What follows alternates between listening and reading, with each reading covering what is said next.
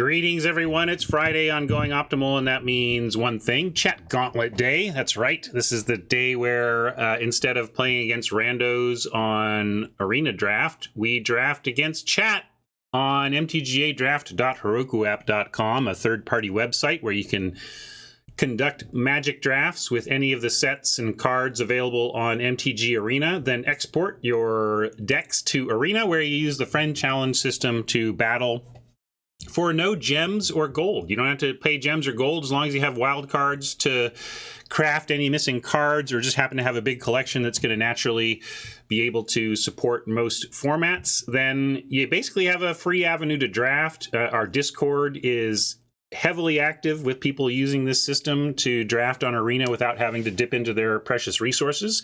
If you'd like to join that gang of smart drafters, you're just going to have to join our Discord.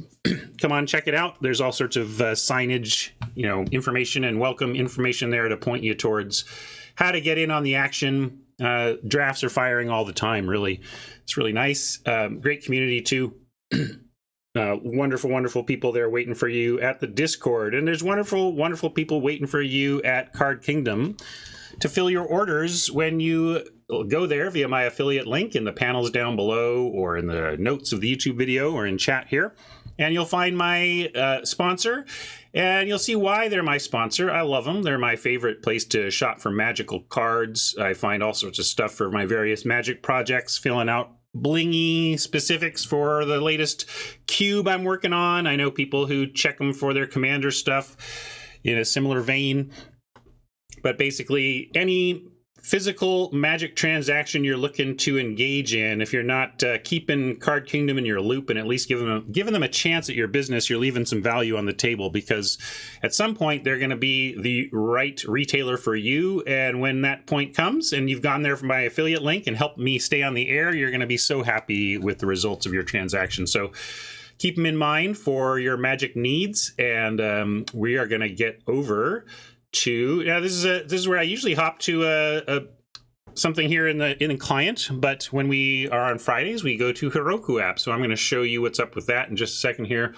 Bring up my draft window, minimize the game client for the moment, and then I'm going to switch my view to show you what's going on my left monitor,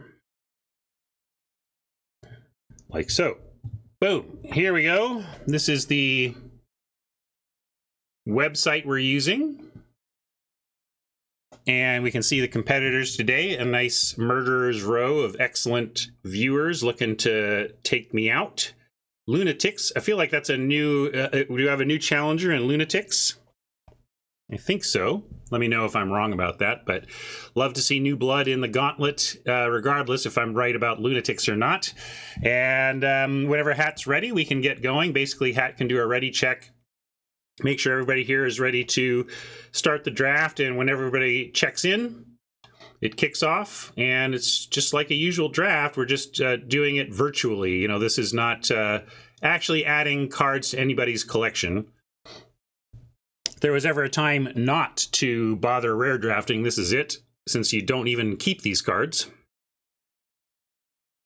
Valakut Exploration is a medium rare. I'd rather start with Lulmage's Domination in terms of power level. Grotag Bugcatcher is a good 2-drop beater. We all like that one. Spoils of Adventure. Man, when I saw this card, I felt like I wanted to cast this card a million times this format. I think I've cast it maybe once.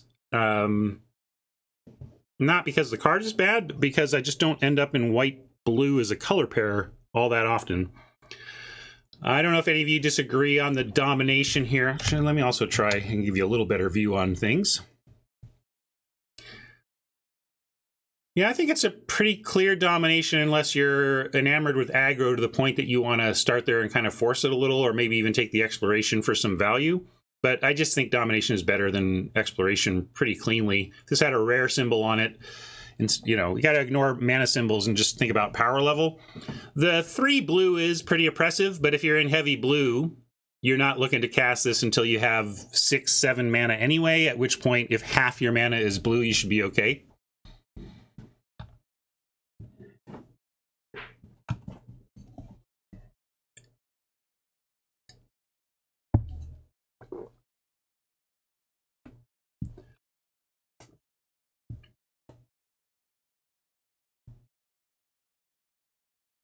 Yeah, I didn't talk about the stakes at all yet.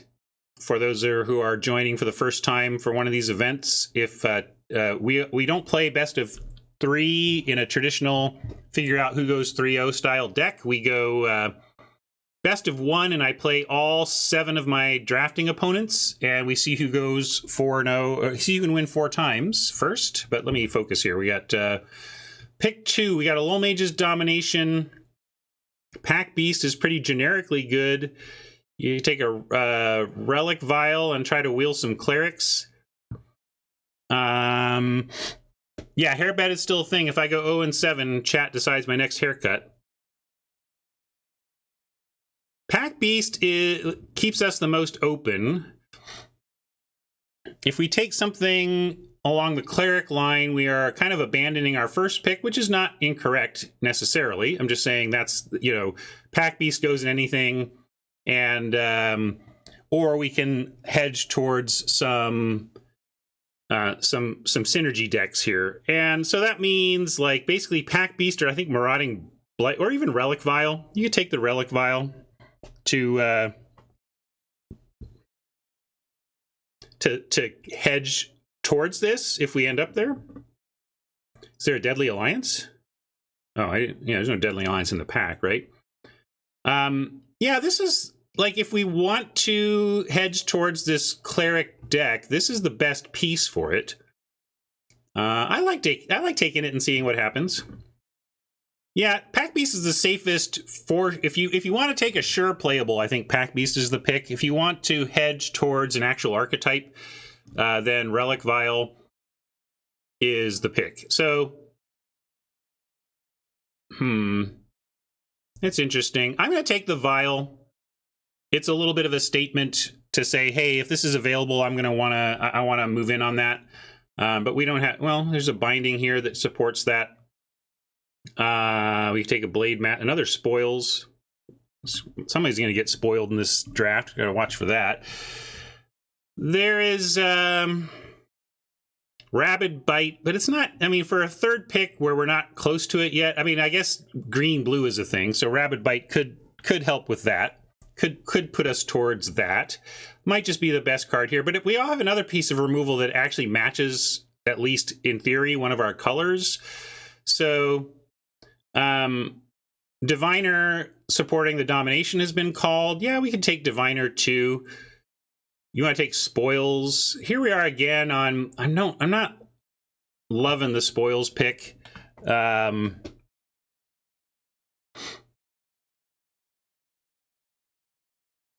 think if we take anything that has blue in it, I would rather just have the Diviner. Excuse me.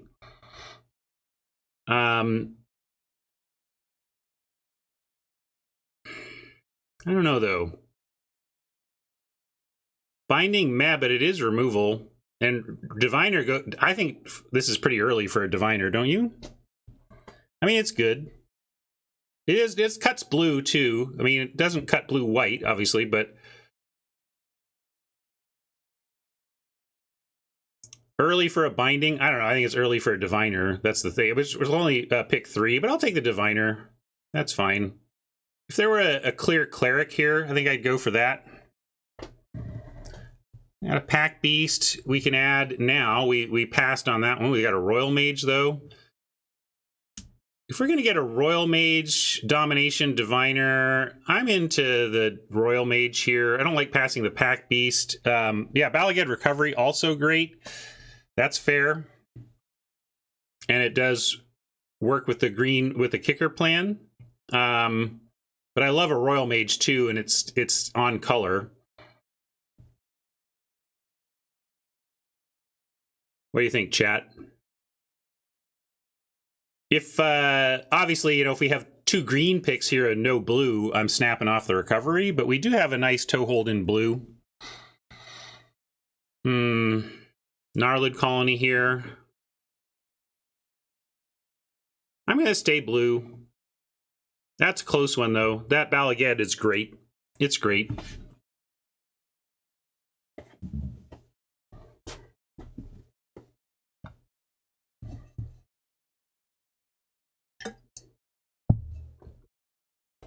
Looks like the vial spec is not going anywhere. What do we? It was a blue card. What was the blue card we passed on for the vial? Just can't try to remember now. I don't think it was that good. Or no, it was a pack beast, right? It wasn't a blue card. It was a pack beast.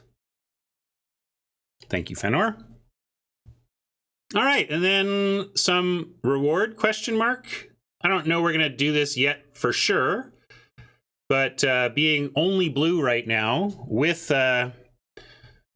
2 wizards and a sorcery, aka 3 things that all trigger the mystic, we slam the mystic and see if we can go this direction. Nothing else pulling us too hard. Gloom Hunter has been solid in the format.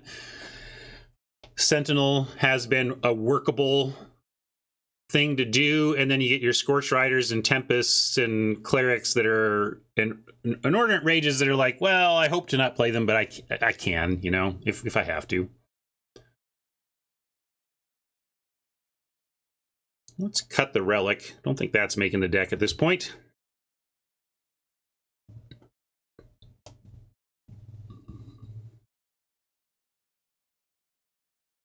Yeah, we could still end up green, but the nice thing about this start is that we can end up green blue or red blue, depending on how things break. And here we just take another kicker. Geyser Mage is fine.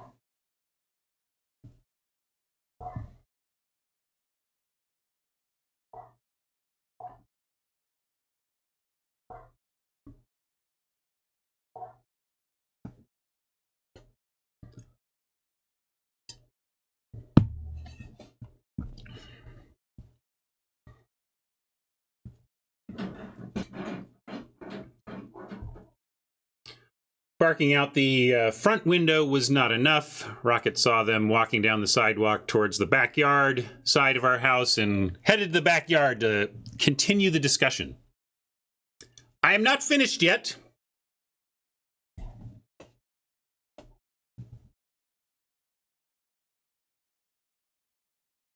Glacial Grasp.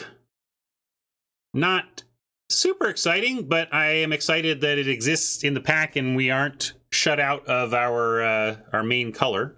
Continuing to cut the blue here is pretty good for us too. I think pack 2 is going to be nice.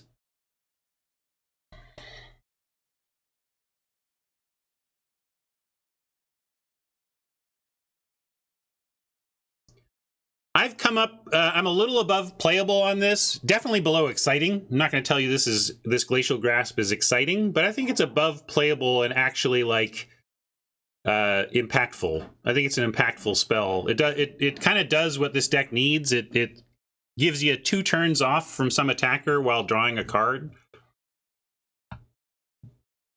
So let's take this Chilling Trap here. Pretty straightforward there as well.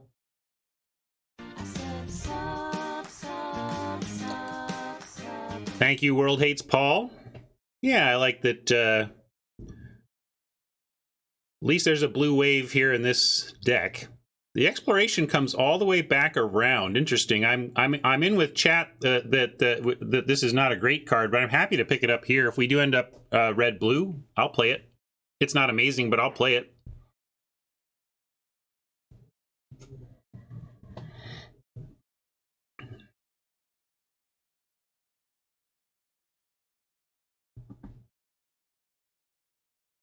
Yeah, we need to pick up a bunch of those O5s, and then we can call this deck the Blue Wave.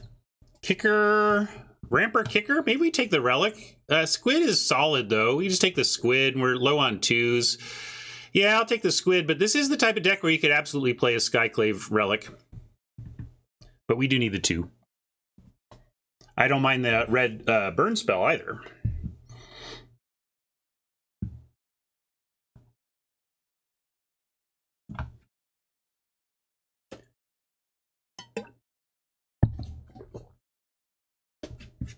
You wouldn't play Squid in Wizards, or what? I'm not sure which one you're talking about. Wow, Rabid Bite still being here says maybe we do end up in green. That's kind of shocking.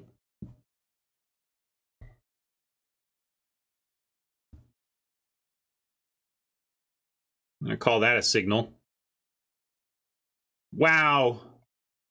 Hey, gang. Guess what?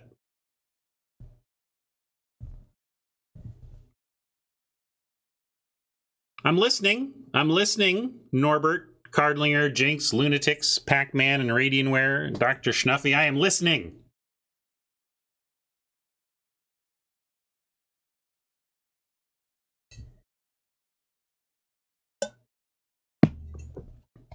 And a Zendikar for the final clue that maybe we're in the right place. Woo! I saw maybe Sproutling is better.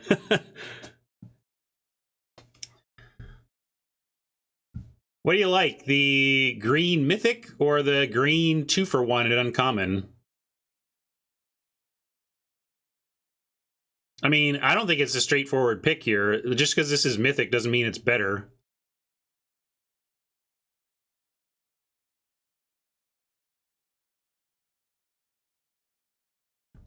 I mean, is it busted? Ashaya is just huge. Doesn't have trample.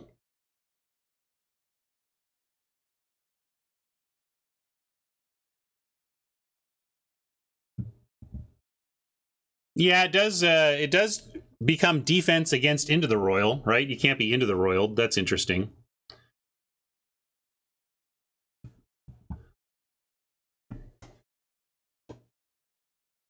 I'm wondering. I don't know. This Sproutling is tempting to me, but I'll take the mythic, and we'll kicker benefits from ramp, but I think it's a stretch to say it needs it. But interesting first pick there to figure out. We got a human rogue we could throw in. We could go, if we take a visionary, we can do the kind of kicker wizard thing. Kicker wizard is real, but there's just a stonework pack beast we could grab, fill out our 2s. If green is as undervalued as it seems, we might even be able to wheel the visionary. But we can also cut the green by taking it. I think I would rather have I like the visionary. I do. I really do. And but I think we want one of these 2-drops. Yeah, it's either the pack beast or the trap finder.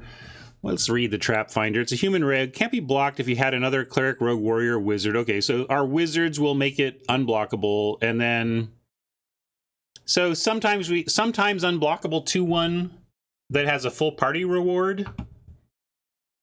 I think the pack beast is better.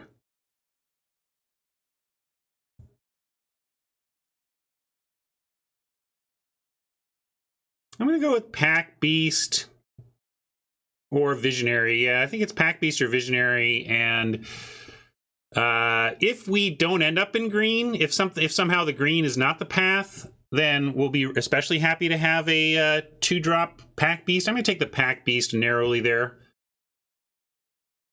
And then we have a challenge to our assumptions in the Rock Slide Sorcerer. We cut a bunch of, well, not a bunch of, we cut Umara Mystic and a Valakut Exploration. We could hedge towards the Rock Slide Sorcerer, or potentially even splash it. Green-blue Wizards with a splash of Sorcerer could work. And what are we giving up to hedge this way? We're giving up a Scythe Cat, a Shell Shield, Stomper. So let's take it and continue to see here. Mianthril just wants the quasi grown-up pick of the Scythe Kitty. I get it, but I if we were clearly green and the real question is whether or not we were splashing the sorcerer or not, I think you would be correct.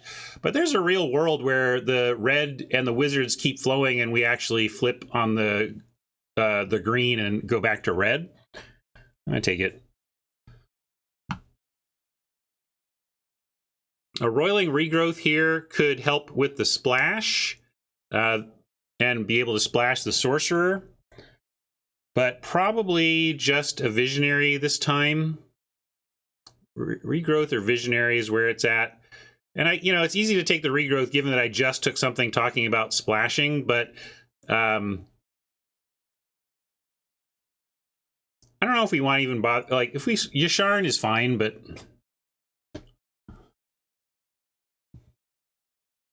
Looks like, yeah, so where do you think, I'm curious where chat is at on Visionary versus Roiling Regrowth. I think that's the pick. It's not, I'm also surprised at the lack of blue here. Look at this. Like, where's our blue? We cut blue so hard. Where is the blue?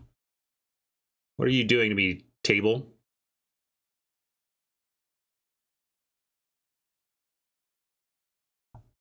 Regrowth has potential. I'm going to take the Visionary in a close one. I also think we may wheel. I think there was the kicker land finder in the opener that I expect to wheel. And we'll take another Mystic here and continue to try and figure this out. I'm continuing to be hyper disappointed at the lack of blue here, though.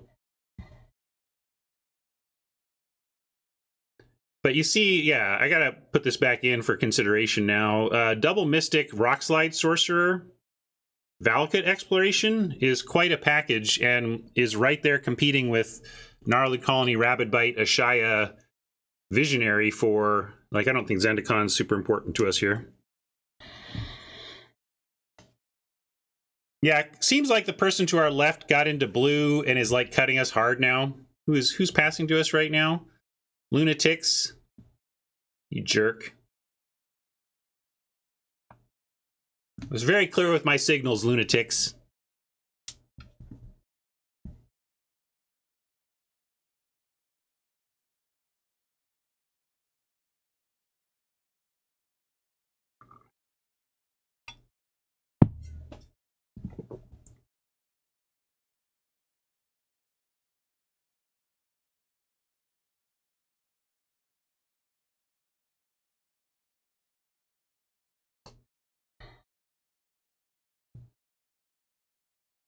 Interesting. Well, some blue finally shows up. We also have a Swarm Shambler. That is green. That's pulling us back to the green. Probably just want the field research since it goes into our deck 100%. And we can still figure out red versus green. Table does say take green. But Shambler isn't so amazing that I feel we have to take it, and field research is going to be very good no matter what deck we end up with. So let's take the excellent playable as we continue to try and figure out where we're at. Basically dead center of the draft here. We could take a Deliberate.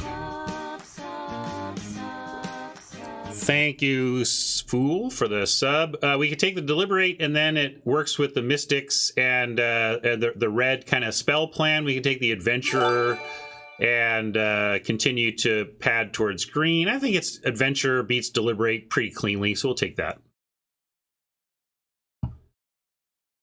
Now, Gomafada, not at its best in red-blue wizards, but it is a 2-drop. It's a 2/2 for 2. It's a bear with upside, so there's temptation there. There's also a spellcraft. We could just grab some removal here. It's not like our 5s are very full. Yeah, I think I'll take spellcraft. It's the red card that seems more important. I do love a Gomafada Fenor. It just feels like it's at its weakest here, and we don't have a ton of interaction yet, especially if we are not in green, where we have the Rabid Bite.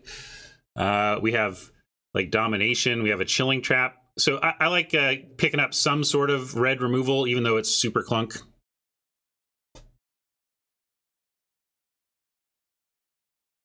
Might is some interaction back towards the green path. Watch us end up green-red or something. Still trying to figure out what our second color is.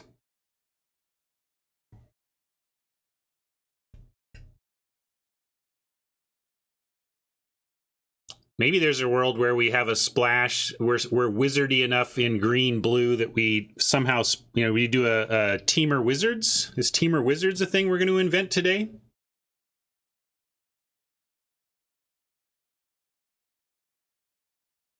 Don't love this wizard, but we're taking it. Try not to play this, but if you have the wizard synergies, it's okay.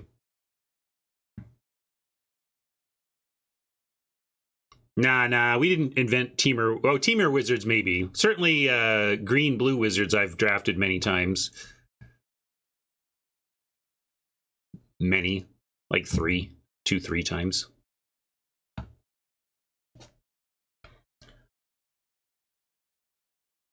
I think we're running 2 Legox, maybe 1. Yeah, I don't know if we're red or green. This has been a confusing one. I kind of think we ought to be green just because of our 2 situation, having the colony and rabid bite. We take which of these? Here we go. Red or green? Red or green? I'm going to take the ambusher. Here's an event because I just don't like this adventure awaits at all. Just if you have to cast that on 2, it just feels like you've failed. Relic Amulet is where we're going to start almost no matter what we do.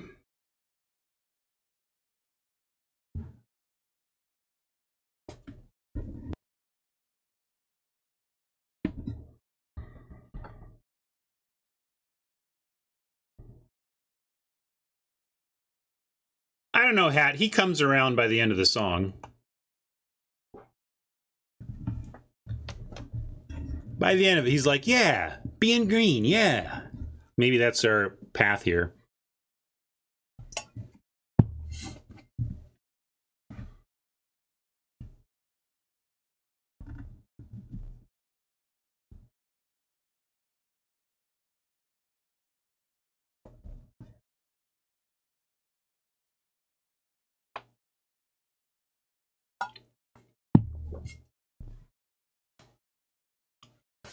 Little tougher to be teamer. A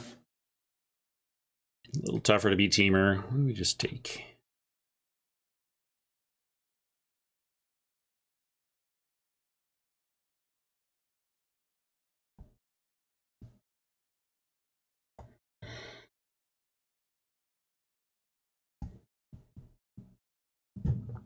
Hello, Glasspool Mimic. Get in our deck. Blood Chief's Thirst is real nice. Here's another relic vial for whoever ended up in the... This looks like a can I take the pack, please, for the Cleric deck. Look at this Cleric deck pack. Vial, Thirst, Swarm, Blood Priest, Celebrant. Yikes! I'm glad whoever's in Clerics just can't get all of these out of the pack. Yeah, Royal Mage is absolutely nice too, but pretty clear Glasspool here.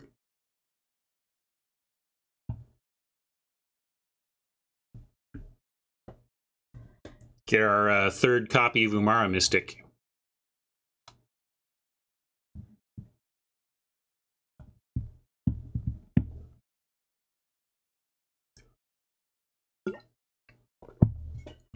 Yeah, I think somebody took advantage of our hard blue cut and cut us back the other way on 2. But we're going to cut them again. We're going to cut them back on 3. The bottom card, I thought it was like another Zendikar, something like that. Maybe I just straight missed it.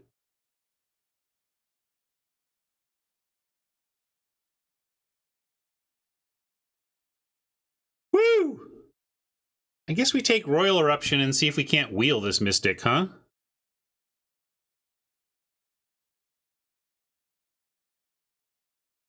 Yeah, I was excited, but we got to take Royal and then hope that we wheel something for our deck here. And we will. Look at this. I mean, got 1, 2, 3, 4, 5 other cards in the deck that I'd be okay running, and then a 6th that if I had to, and a 7th if I had to, right? So we'll take Royal Eruption.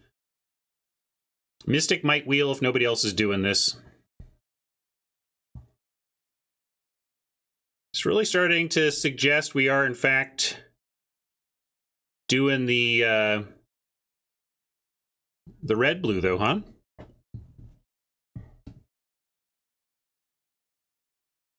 And then we get a Spark Mage to continue that suggestion. Electromancer also good, but we want this particular wizard, I believe. And then if we get Trap and Electromancer, either of these on the wheel would be nice. Feel like somebody out there is going to be like Black-Red Party, though, and snap up the Mancer. Fenrir likes the Electromancer over the Spark Mage. I know that in a wizard deck, the Spark Mage can be less impressive, but it's still something I want to run. I get it. But Pack Beast is going to give it extra oomph. We are not going to run probably 100%. Like, there will be other stuff. I'm taking the Spark Mage. Even this as a 4-mana 2/2 that ETBs and pings one as a floor is pretty reasonable. And then we have Amulet and other things that can pile on support damage. So I'm going to take the Spark Mage. I hear you.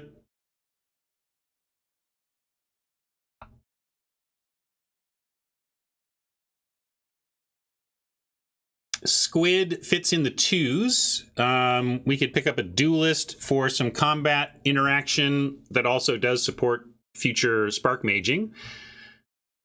I generally find this fine in Rogue decks, but I don't know about Wizard deck. Yeah, I'd rather almost have the Anti-Cog or the Squid here. Yeah, we'll go Squid. Helps fill out our 2s. If we can cut the Ambusher, that would be great. But Ambusher is also another thing that we could keep in as a Spark Mage, not hedge, as defense. I'm coming around on 1/3 for 2 being pretty reasonable in the format. There are a lot of attacking 2/1s and 2/2s that you can get in the way of with a 1/3.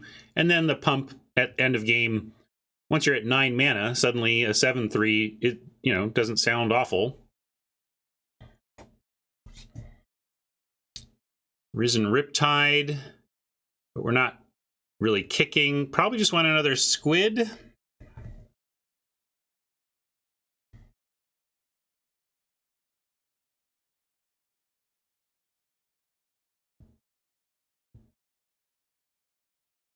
Yeah, I guess we're just squidding it. But it really fills out our 2s. Not with Wizards, but it fills out our 2s.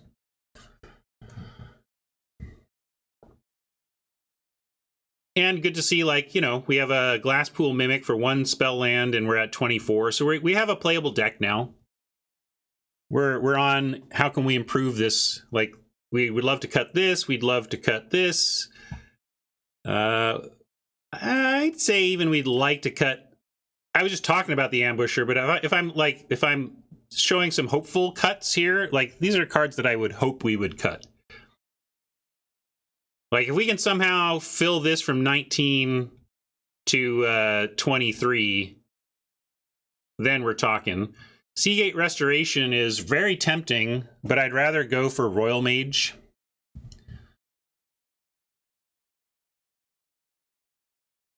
Spell land, powerful, but Royal Mage 2 on plan. Fireblade Charger, interesting. The Fissure Wizard, I would also take Fissure Wizards that would like to come our way. Bugcatcher, another fine 2-drop to include here. It attacks well with all the wizards, and it does support the Spark Mage.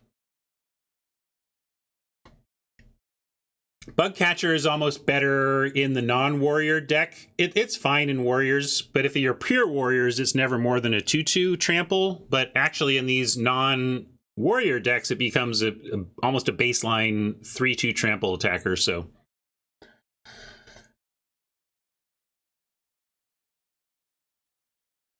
again, we can fill out to a full deck if we need to, even with what's in our sideboard. This is my hope. This is my hope, is that we find things in the rest of the draft to fill out our deck rather than these things. But we're getting to the point where this stuff is going to be about as good as what we're seeing in the packs, though. And just so here, I think we want a Scorch Rider over Lagak number 12. And I'd rather play a Scorch Rider than a Lagak.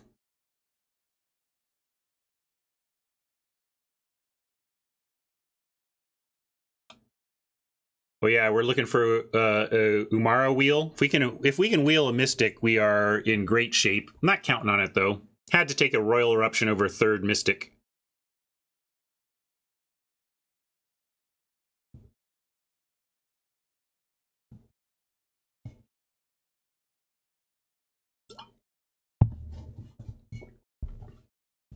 I can't remember how good the rest of the pack was. It felt like a pretty decent pack, so maybe a Mystic Wheels if nobody's in blue-red.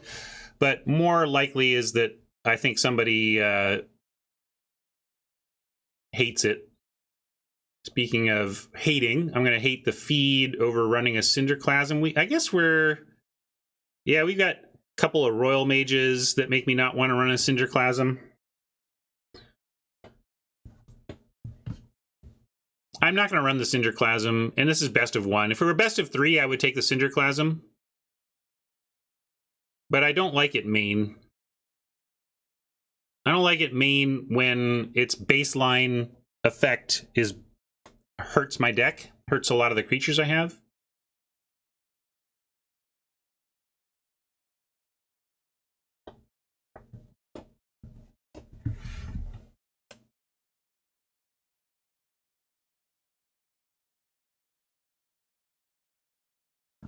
Yeah, if it's best of 3, I'd Cinderclasm, no problem. But we're not. We're best of 1, and I'm not going to run it. Come back to us, Jinx.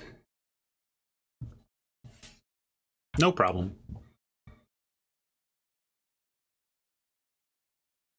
Lost Norbert too. Everybody's running away. They're all afraid of my deck.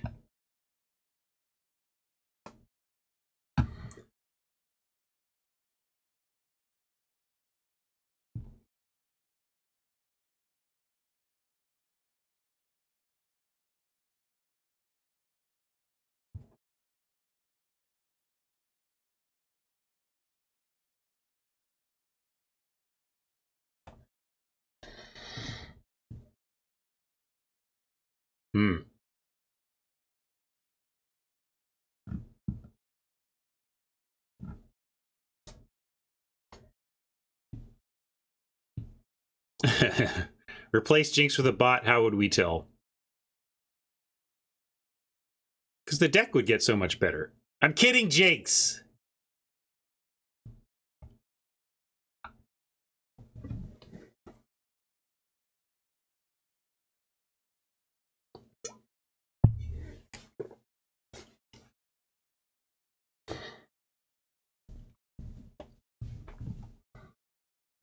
Tron drafted a black-blue kicker control deck yesterday. Yeah, I had I had black-blue kicker early in the format, and there was enough going on with black between the beckonings and the bats. You can do some significant kicking, right?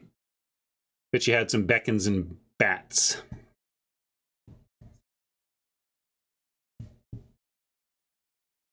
No problem, Hat. We're chatting.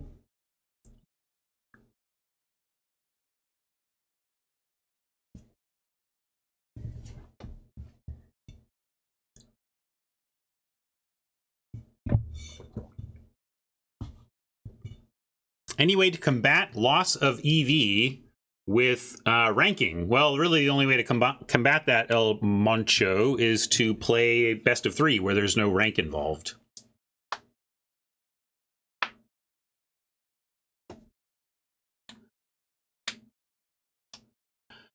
I have yet to main deck it. David asking to talk about Cinderclasm more. I would main deck it if I were in a red deck that had no significant issue with 2 damage being dealt to all creatures. But the trouble is that there's very few red decks for which that is true. I like it as a sideboard card because often unkicked, you have there are opponents who are playing a lot of 1 toughness, and you could be in a red deck that has maybe some 1 toughness, but largely 2 toughness. Then it's a great board card because you wait until you see a vulnerable opponent and you bring it in knowing that you're not going to kick it and you're going to get their 1 toughness stuff while yours lives. But if I'm just full of 2 3s and 3 toughness, and maybe there's some 2 toughness utility cards that do something else when they enter, then maybe I like a main deck Cinderclasm because it doesn't hurt me that much.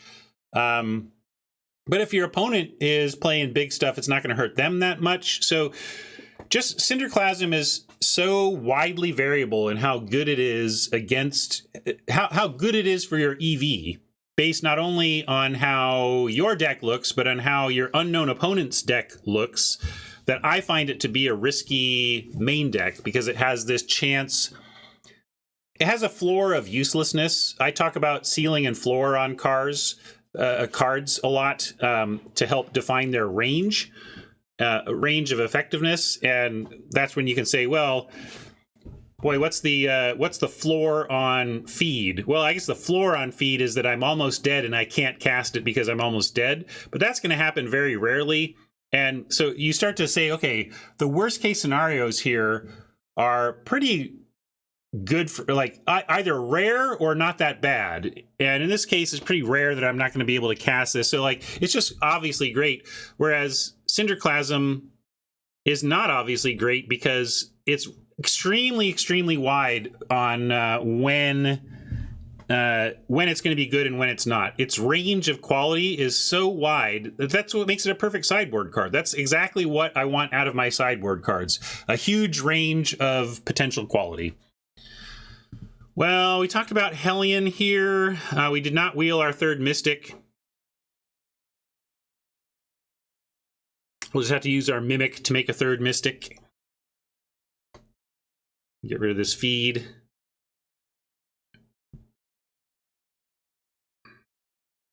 What if we saw one more, like right now I'd put, I think, Seer here as our final card.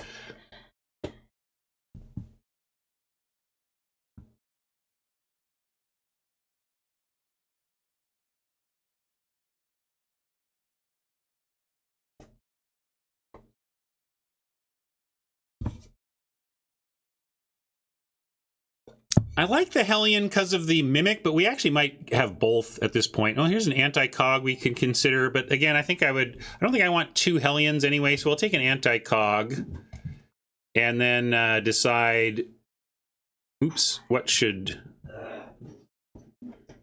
stay and what should go. We know that should go.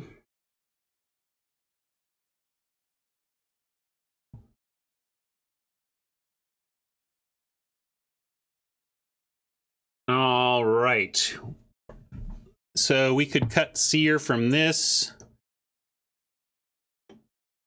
Glass Pool, call that a land, and then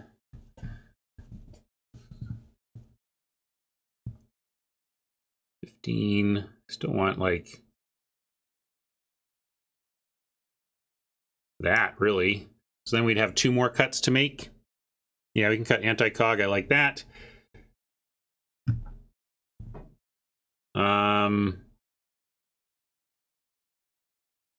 Could cut a Squid or a Hellion. I think cutting one Squid is okay still. I don't mind like one Hellion for the Glasspool Mimic and for some high-end beef. I mean, this becomes the biggest creature in our deck besides what we steal from our opponent. So I think I like one big guy, one big creature on the back end. Fenner likes Seer over Hellion. Yeah, I think the Glasspool Mimic, getting that back with a Hellion is enough. But I will calls to cut the Rider. I don't know. We got 1, 2, 3, 4, 5, 6, 7 2-drops that I would play on 2. That feels pretty good. Thank you for the sub. Tell you what, I'm going to export it as is to the client here. I'm going to put it up for you in actual Arena. I'm going to take a quick bio break before we play, and you can help me figure out our last cut before we play. So let's do some of that. Razor, thank you for the sub. I believe I got a Listen Up redemption. Wait, that... Oh, deck limit reached, of course.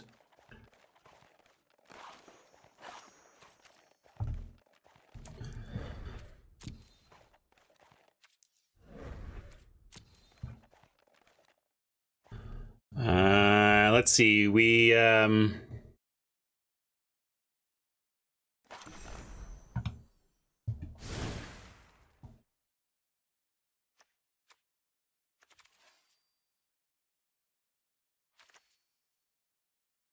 about Never Easy as a reference to Easy being green.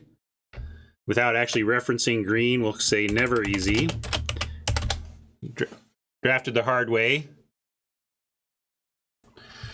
Looks like it's suggesting, or this was what the system suggested. I'm going to do this. I'm going to do this. And do we want changes from here, basically? We've got Anti-Cog, Squid, Teeter Peak, Seer, Tempest. Those feel like the only things we would consider. Tempest, Seer, Ambusher, Squid, and Anti-Cog. And on the question mark block are Hellion. And what else were we thinking? You know, what was our... Really, whether it's Hellion or something else, I don't see cutting anything else from this deck, do you? Maybe the Exploration is actually just so medium we could cut it. I mean, this is not a great card. I haven't really cut it, but it's not great. Oh, am I in your way up? My true apologies. Let's get to deck building. I want to cut my face. There, I cut my face. Now figure out what to cut from the deck. Anyway, take a look and consider the Anti-Cog, Squid, Ambusher, Seer, and Tempest, especially around this Hellion. And maybe I'll do a poll, and we'll say, actually, I'll put Hellion in the sideboard, so that's it's an add. And what's our final card? I'll give you 60 seconds to say Hellion or Seer or Squid, or I don't think it's Teeter. I'm not even going to offer the Teeter, the red 2-drop, the Ambusher, because I think we do Squid before Ambusher. And so then Anti-Cog or Tempest. I'll go Anti for Anti-Cog and Tempest for Tempest. Okay. You say... I still like 17 in a spell that I really want to play as a spell. And then we have Domination, we have Amulet triggers, we have Kick Royal Mages. I don't mind having the cushion on lands, but I can... what I can do is... Well...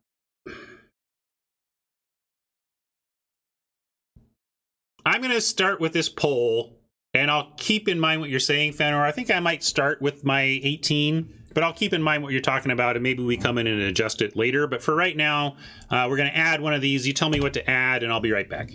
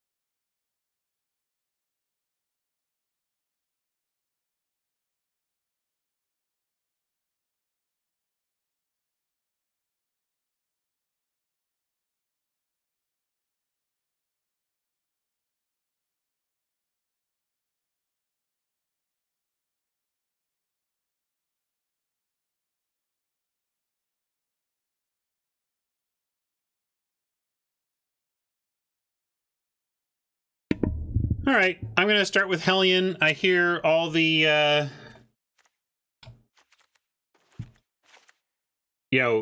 should we be playing another squid? Is this exploration actually good enough? All that stuff. I'm going to start here, though. This is good enough to start with, and we can continue to ask ourselves those questions. I'm going to check for bling redemptions. I'm going to cut these lands and choose my own if nobody wants to redeem.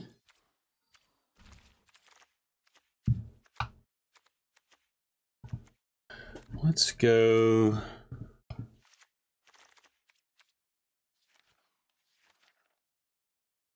Mirage. I especially like the Mirage Island and the Mirage Mountain. So when I'm red-blue, going Mirage is nice.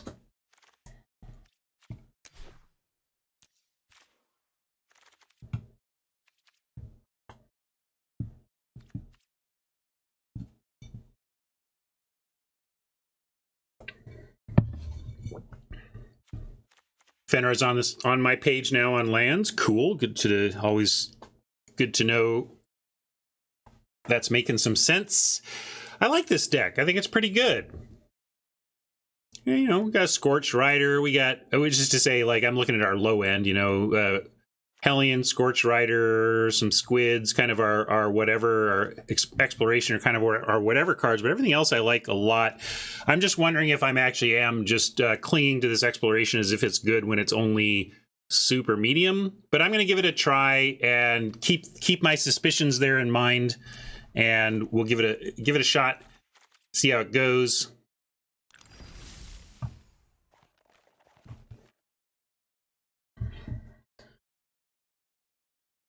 I think it's underwhelming, but can be good. Its upside is quite good. First up on the day, Radianware. Let's challenge. Oops, I want to do a 40-card challenge, best of one.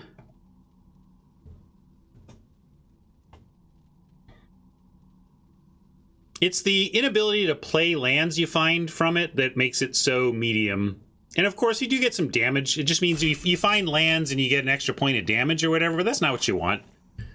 You want extra spells.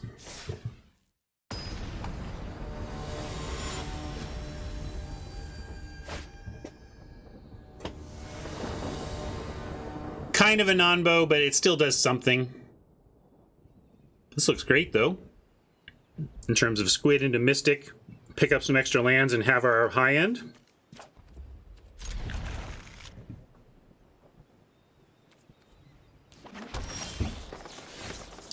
Oh yeah, I turned emotes on yesterday because I was playing in the showdown, and now I'm playing against other friends, so no problem on the emotes. But if your pet pisses me off, I'm turning you off. I will mute you if you got a annoying pet. Electro dog there, I got my eye on you. Nice start from Radianware as well. That fledgling can grow quite big, but if we find a fifth land, we should be able to spellcraft it before it gets out of burn range.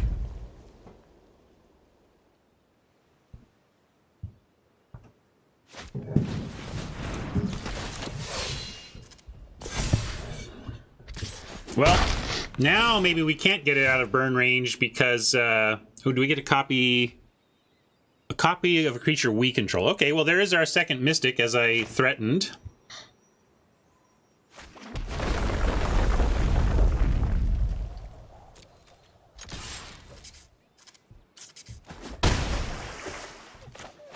We can do some racing here.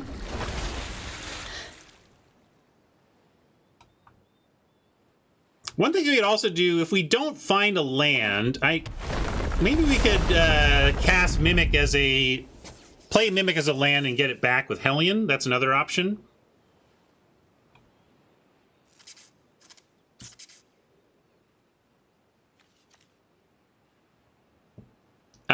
This enters the battlefield as a wizard, and this is a cast trigger, so it is not cast as a wizard. It enters as a wizard.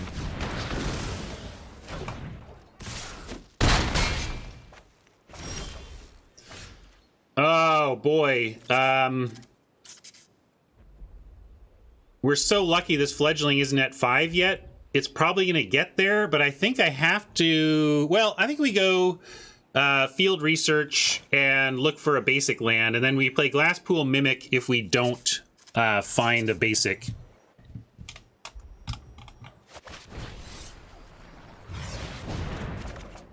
Okay, we found a basic, so we can play that and save the Mimic and not have to run it out just because of the Hellion or whatever. Again, though, boy, we are just crossing our fingers and hoping Radian does not find a land here. Well, they are stuck. I mean, Radianware did not play a land last turn, so I believe that this is not a land on top. We can kill the fledgling. I am going to. We could keep this back to block a 1/1, but that ain't correct. We gotta keep the race on here. And even if this fledgling does get big here, brace yourselves. We still can race. I really believe we can race here with between the Grasp and the Hellion and the Eruption and the Mimic. Like, we can get there.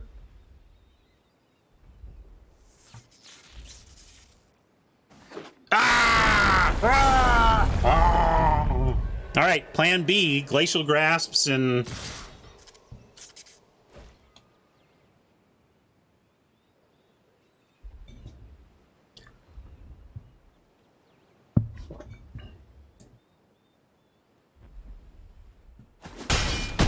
Looks like they were trying desperately not to have to play the Mammoth as land, and smart play, though. Obviously, we were looking to punish that play. And now we at least get to...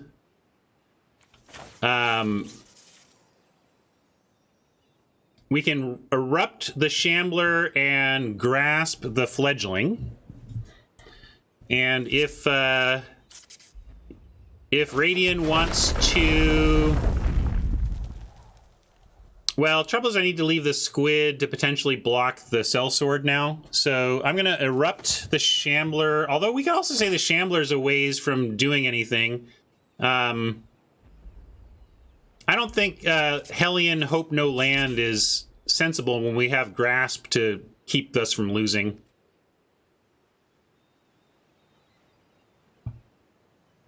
I can't see playing a spell out that just says lose the game if they have literally just a land. Well, we get the Shambler first. It makes 1 token. And then we Grasp this, keep it down, and then I guess we do it on upkeep, and then the token... Oh, no, I can't, this is not an instant. But basically, trying to keep him from giving a token that attacks, but doesn't really matter anyway on that front. We gotta do it. I'm gonna... My only question was this or this, but I think Shambler is gonna be too oppressive as we try to deal with the Fledgling.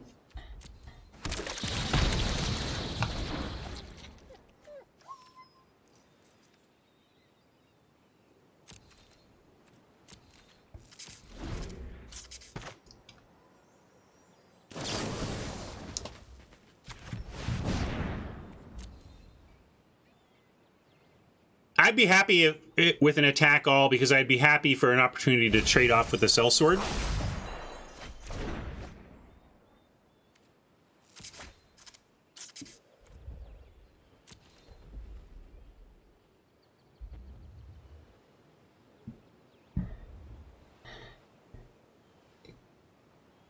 Let's see. We didn't end up with any Into the Royals, right?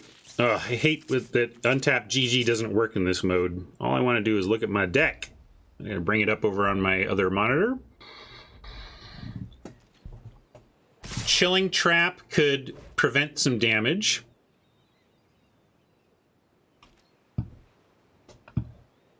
Geyser Mage would reset. Geyser Mage would be a great draw.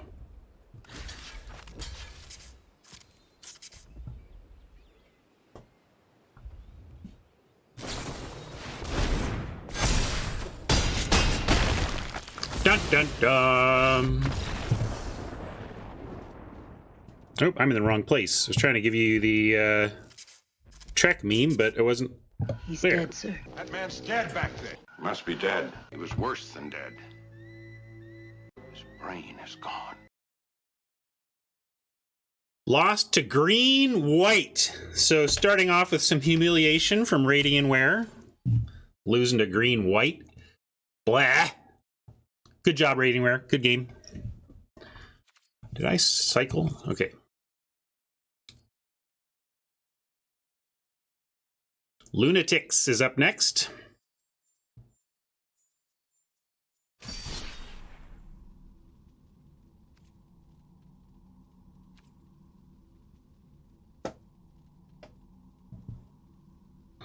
Well, you decided you'll if you watch the replay you'll see, but I mean I had the 5 mana 4 damage spell for the fledgling, and we just were so crossing our fingers that you wouldn't play a land to take it to 5 toughness, and then you did, and that was kind of it.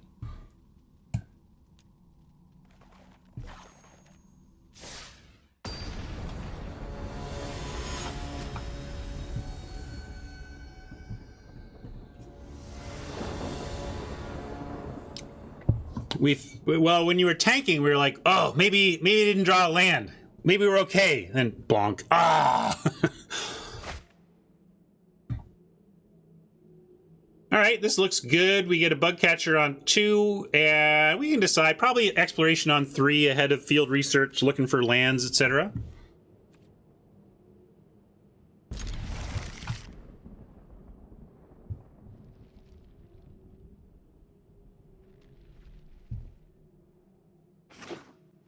I'm with the Electro Brains. I can't remember any of that stuff. It's like trying to remember the name of the adventure spells as opposed to the name of the adventure creature. People would say the name of some adventure spell and be like, what are you talking about? Oh, right. Yes. That little corner of that card. So we're going to go Bug Catcher ahead of Pack Beast, because Pack Beast on 3, if we want to, would turn this into a 3/2 attacker.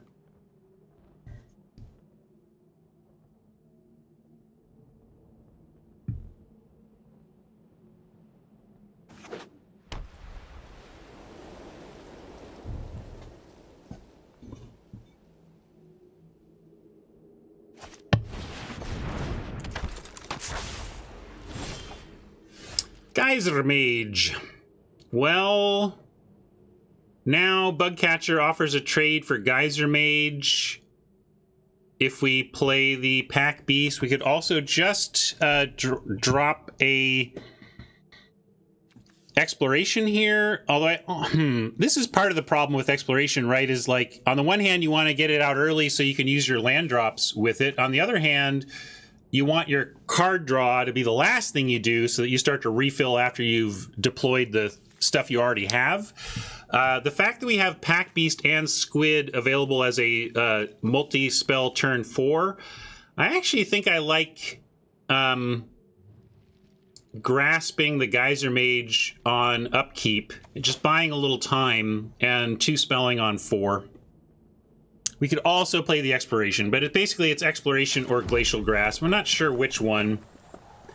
I guess we can do Exploration now. Might as well. Like I said, you want to get it early so you can get those. At least gives us choice, right? Next turn we play an island and we can decide whether to do what this offers or something from our hand. But it's Exploration or Grasp, depending on how worried we are about getting under pressure here. Note the blue-white, so we expect Lunatics to have 2 copies of Draw 3, Gain 3. No joke there.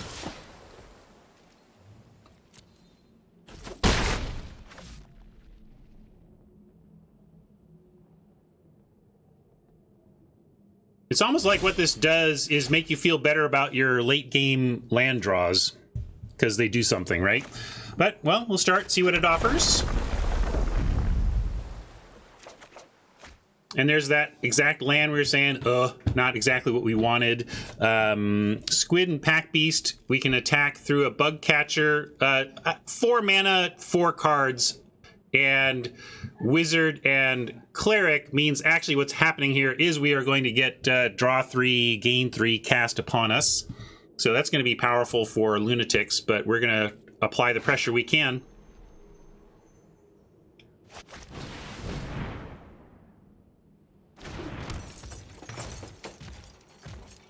It is instant, right? Is the spoils? Maybe it's not instant. I think it's instant. It's gold. They go out all out on the gold stuff. I don't need to play squid right now, though. This I need to play to pump the catcher, but I can keep mana open while I attack.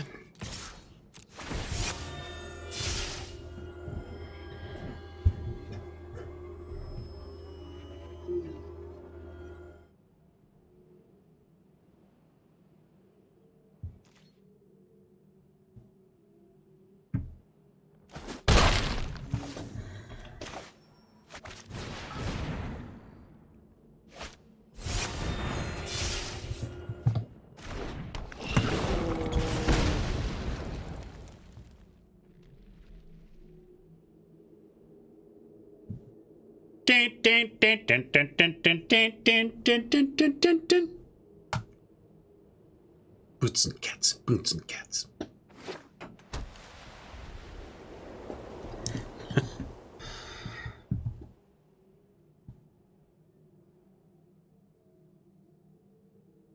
So feeling buried already. We have a field research of our own. I'd love to kick this to try and fight against the card advantage we're facing from Oppo.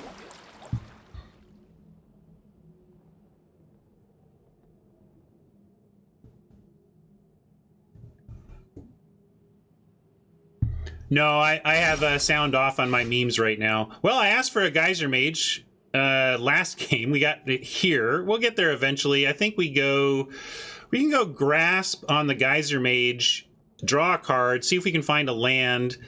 We can do field research and look for 2 cards for a land, but I'm hoping to kick this. So I'm going to go Glacial Grasp on Geyser Mage, looking to get in with an attack here, find a land, play it, and be able to attack with Squid. Yeah, let's... we have to be aware of a kicked Shell Shield. Could turn this into a 5/8 and eat something. If so, it's a 1-for-1 though. I can accept a Shell Shield trading for one of our creatures, so I'm gonna risk it. And maybe we find another squid or something that we can play off the exploration.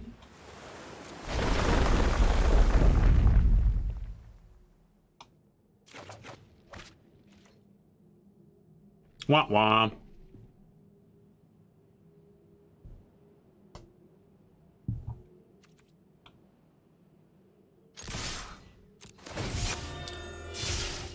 Oh, I shouldn't have attacked with a Pack Beast. I'm being silly. Sorry, gang. That's just a punt.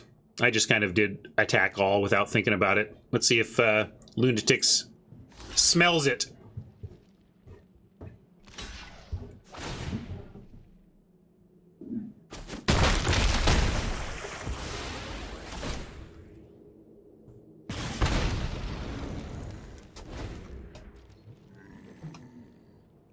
Yeah, I definitely should not have given up the old Pack Beast on that attack. It's not that good, but it's not nothing. It's kind of a weird C, right? Like normally our C type spells are something like I don't know. What's a C? What's a classic C? I don't know. The point is, like, it normally our middling cards are middling because their expectation of what they do is very, very, like, just narrow. Like, yeah, it's just, it is what it is. It's this, yes, a squid, sure. Squid is a C, right? Whereas this is this kind of C that is really challenge. You know, it's a C because it's sometimes an F and sometimes an A. You know, it's that kind of C. Wider range. So again, I would love to kick this if possible. I could play the Mimic as land here. We know we do have a 5-drop that will get it back. I'm not excited about copying anything we have, so I'm actually going to play this as land. It also explores. It turns on the exploration for a turn. We get to see what's there. So yeah, I'm going to land here.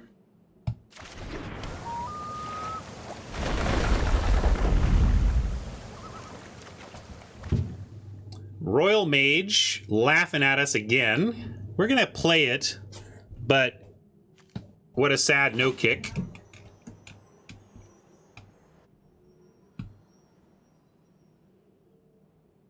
And now I'm asking myself how greedy to be on the field research.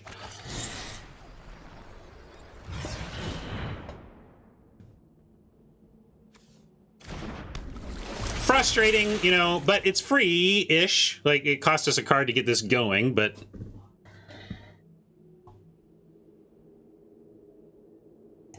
If I wait, I can kick the research for sure next turn. If I wait here, I can kick this too. I think we just hold now. We're not close to dead. We don't have... We do have attacks here. Never mind, we don't have attacks here. Surion thinks we should play it. I don't know, I think we are... Yeah, I guess it's just one card. It's just one card. And we get to use our mana this turn. So... Alright, I'll do it on that strength. Also, we do have a kicked Geyser Mage next turn. So it's not like... And we have a kicked Scorch Rider. So we do have other things to do. I'll do it. There we go. We can just kick it back. Boy, this is gonna gotta watch out here. 19 to 21. This could be a decking type game.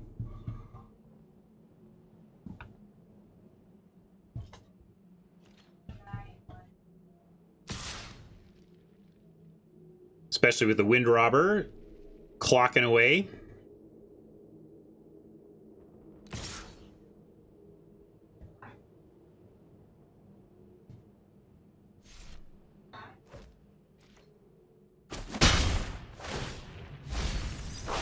Boo! Well, we can get it back with Royal Mage if we really want it.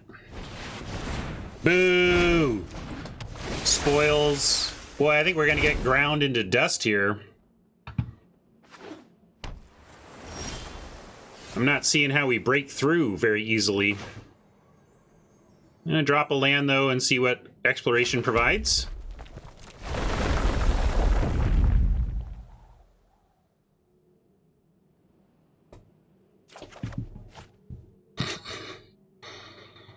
Oh, yeah.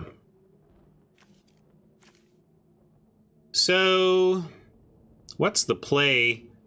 Maybe it's getting back Royal Eruption or Field Research. One of the two, of course. 1, 2, 3, 4, 5, 6, 7. We can't unkick Erupt even if we get the Eruption, so we could get either of those. In fact, we could get...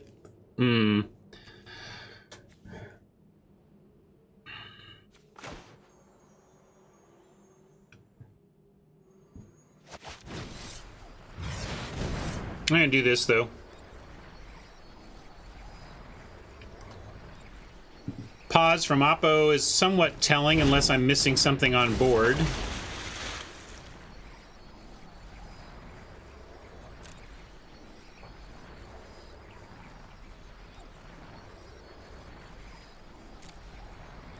Well, we can only get an instant, or I don't know what rogue we get back. Like... Oh, you mean what we kill?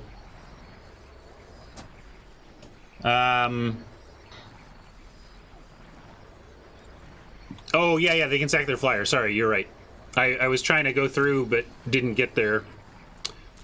Didn't get there. I hear what you're saying now. Anyway, back to Field Research or Royal Eruption.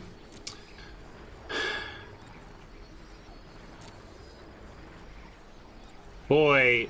I feel like we need to combat the card drawing we're about to face. We don't have much more interaction. I'm sorry about the sound here. Maybe I should have figured this out before I cast it so we don't have to listen, but...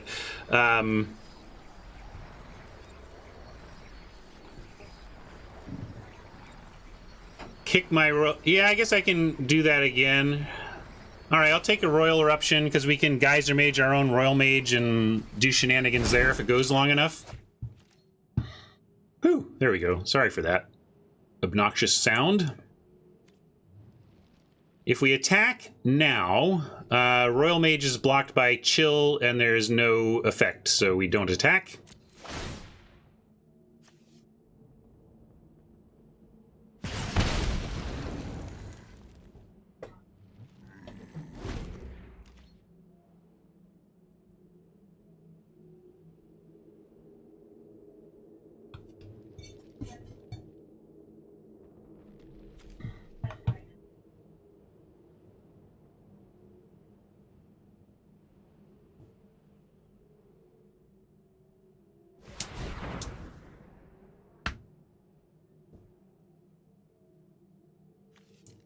With this, as you say, with the manual tap of the Sky Ruins, you know that card is getting pulled back.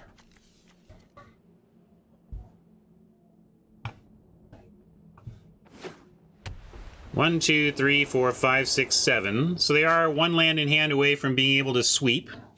But right now they're advantaged, so I don't think they want to.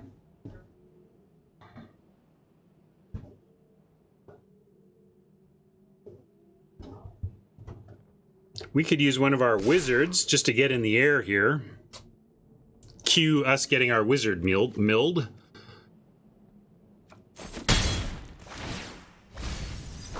Nice, a land mill, I'll take it.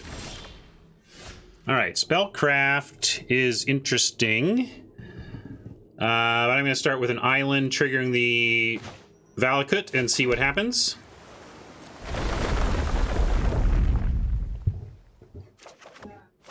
Hey, there's the Mystic I was talking about. We'll pull that. Play it. Now we have Spellcraft up, so I'm just going to pass, leaving Spellcraft up.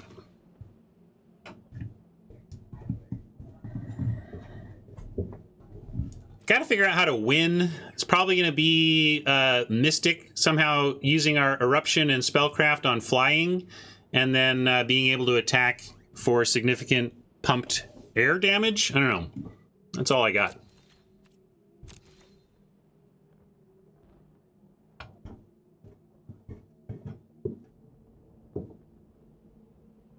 Yeah, I'm even less worried about the inversion. If we can get Lunatics to need to fire off the inversion, that's a victory for us.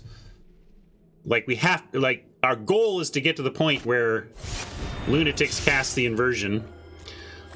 And, you know, we also got to keep an eye, 17 to our 13. Yeah, we're, with the exploration not even being a May, like, we're really digging at our own deck here.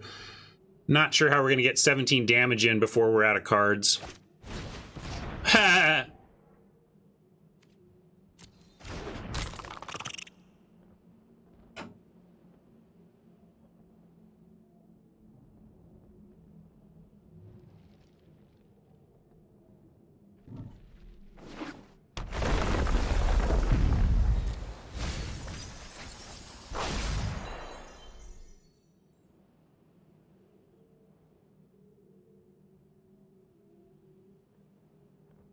I don't want to fire the Spellcraft off. Actually, I'd like to pump the Mystic with it. So, yeah, I could to max mana here, but I actually think we should, in order to win this game, oh, now it's almost impossible. Like, that's nice, too. I wasn't sure how we were going to win before Oppo started gaining more life. I think we're just done for here, gang.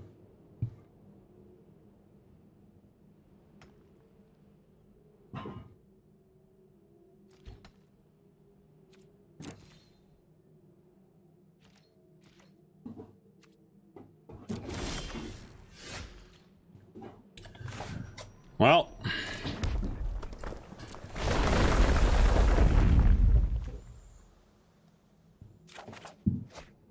all right.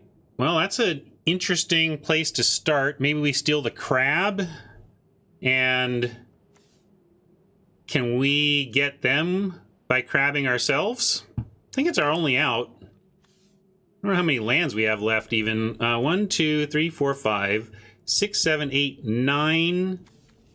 10, 11, 12, 13, 14. So we have like 4 lands left in 8 cards. So that's actually pretty good. Yeah, Valakut, well, it randomizes it. It just but it means, yeah, we're probably only likely to see 2 of our lands. Half of our lands are likely to be pulled by the exploration.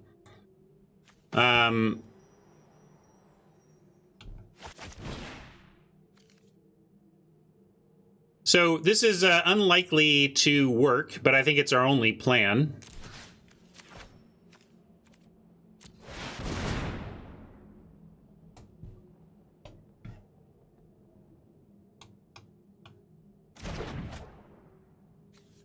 And then 1, 2, 3, 4, 5. Of course, it's not 6. We do have The Mystic. I'm gonna attack with the Mystic.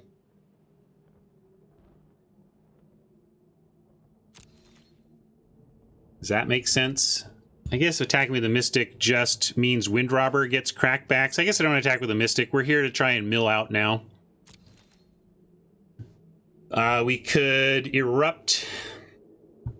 I mean, that could be a reason to attack with a Mystic, like Erupt and get in with it.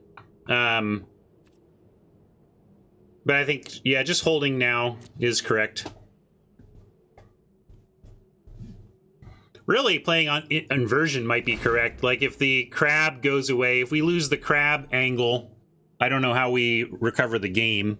So I think Lunatics could just wipe the board and wait patiently for us to run out of cards.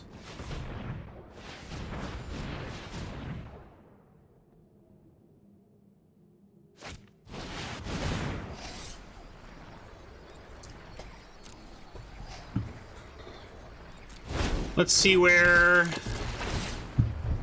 If they're going for the crab, then we have to kill the crab, right?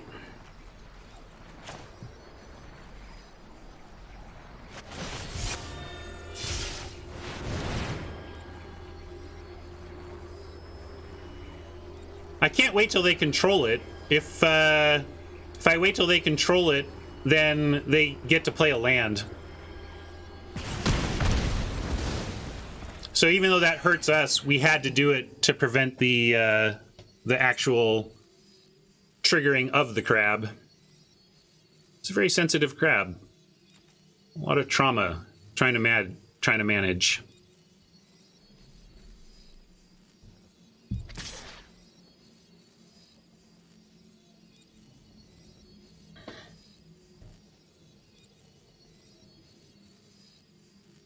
Cooked crab, more like cooked streamer. That was our only hope. We're now just devastatingly behind here.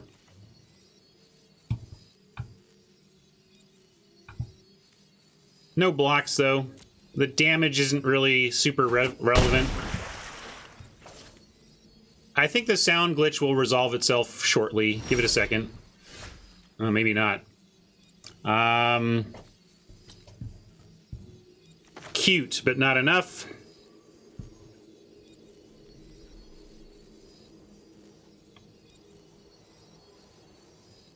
How can we win? We could go...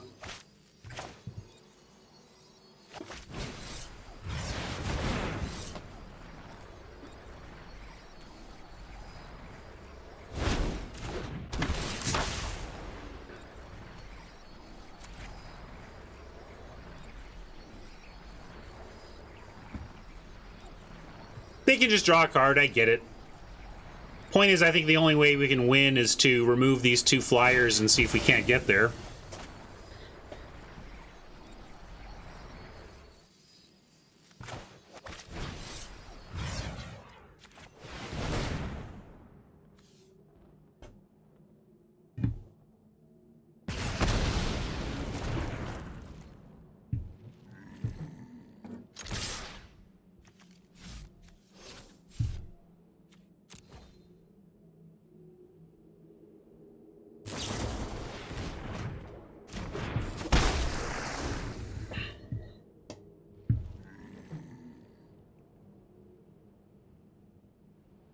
Well, it looks like I'm starting 0-2. I'm not too hair worried yet, though. I really like my deck. I think I'll come up with a win somewhere around here, and if I don't, it'll be hilarious because this is not an 0-7 deck in that kind of traditional quality sense.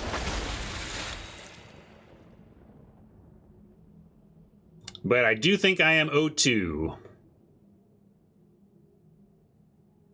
You want library totals? We're way behind. We're not catching up on that.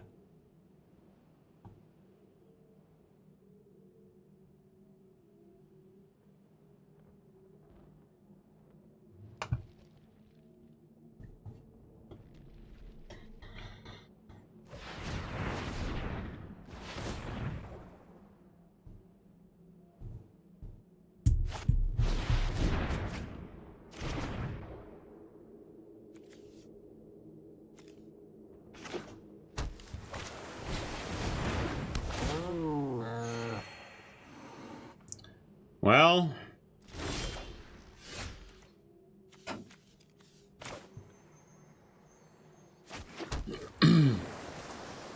yeah, it's really kind of... we haven't talked about it, David, but I'm pretty annoyed. What the hell, lunatics? Listen. How much clearer could I have been to stay out of blue?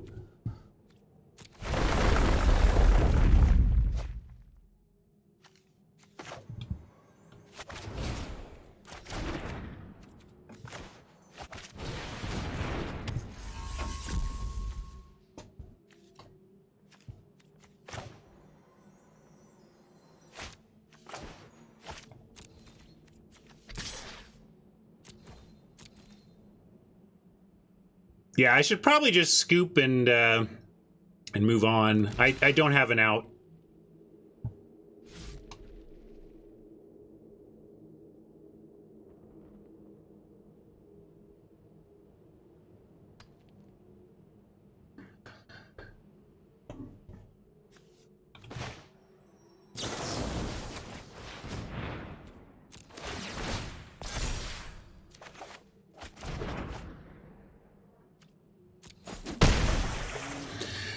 All right, I'm gonna move on. We have no win. There's no win. No win for us here.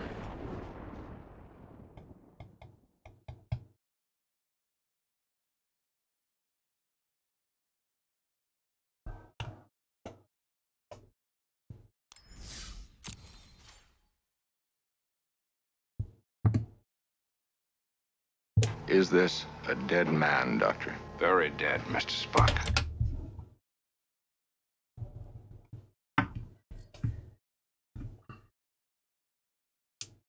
All right, Pac-Man.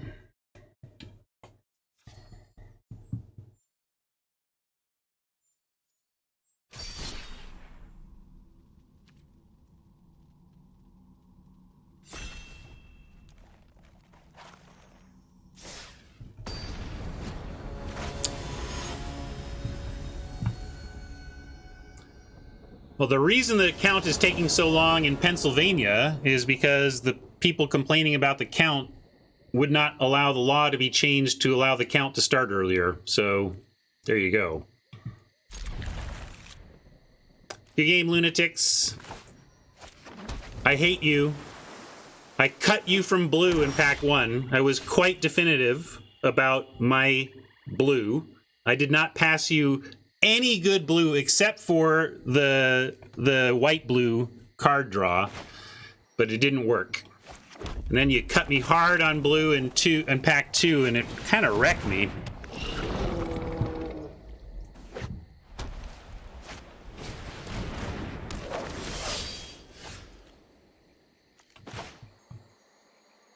I'm gonna go just go ahead and offer the squid here. If Pac-Man wants to trade, we'll take it.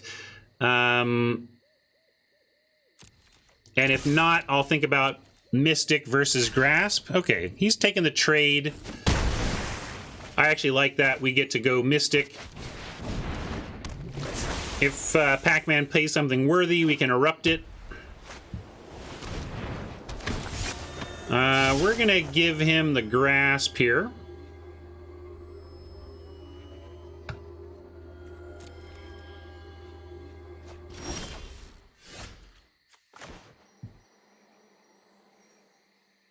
Could have given the Domination, I suppose, and then Royal Mage it back later if it's ever good. I just felt like the Domination is so good I want it eventually. And not going to use removal on the Expert here.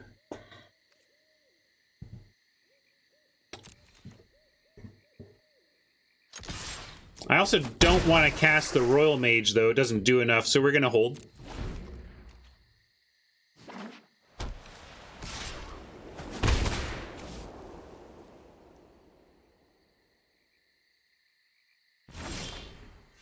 All right, that's nice because at least we have a play here. And we're not pumping our wizard here, but we get to drop a Scorch Rider and have a reasonable 4-drop.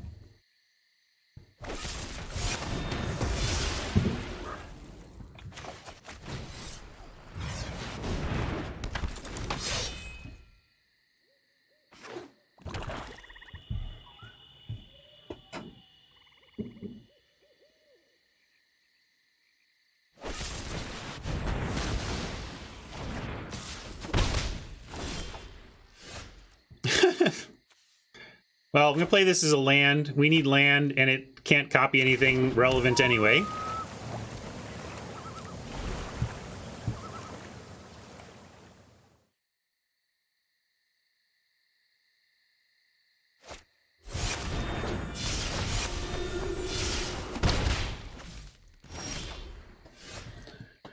All right, we're getting there. Royal Mage back a Grasp just to, or we could even Dominate and Royal Mage back the Dominate. Trouble is all we get is an Acquisitions Expert. That doesn't do much. And if we find one more land, we can just kill the Shepherd with a Kick Royal. So let's kick this and just keep doing stuff.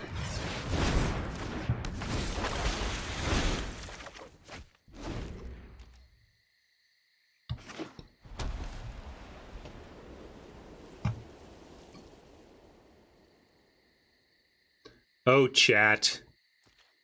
Planning my haircut on O2. So naive. Don't you watch baseball? I guess you don't. Nobody watches baseball anymore. Let's see. We could just steal the 3/3. It's not the worst, really. It's untapped. Can block the expert. We can look for our land to eventually get the hero. I'm gonna do that. Doesn't give us another card. I don't know what you mean, Radiantware. Stealing the Farsight won't re-trigger it. It'll just put it on our side. If that's what you meant. Oh, you're asking it. It doesn't. No. But I'll take it. It's good enough. Good enough of a 2-for-1. Well, pause here for something possibly from Pac-Man.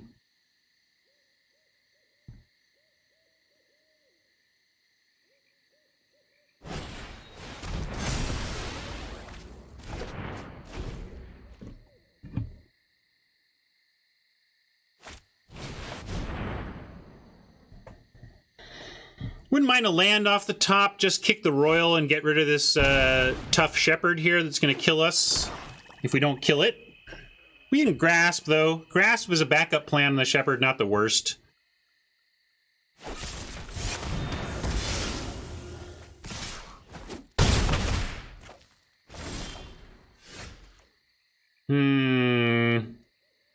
Yeah, now I'm going to go Grasp Pack Beast.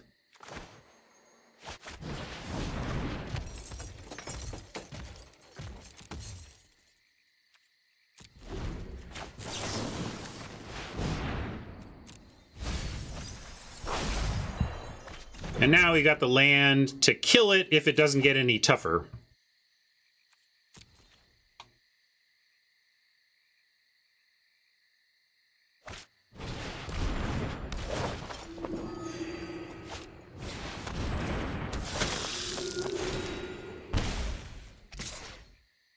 I don't like going to 6, but gonna keep the Pack Beast to threaten blocking the Blight Priest.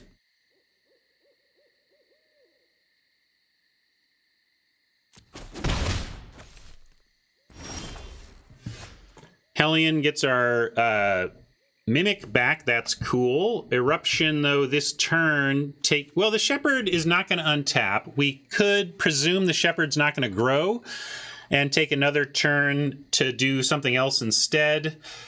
We do need to, like, the Blight Priest plus Celebrant is going to get out of hand, too. One thing we could do here is... I was thinking we could Royal Erupt and get it back. 1, 2, 3, 4, 5, 6, 7. We can't do it this turn. If we had 8, we could Royal Erupt and get it back, kick it next turn. But since we only have 7, that's going to take an extra turn to pull off, and I don't think we have that time. So I think we go ahead and...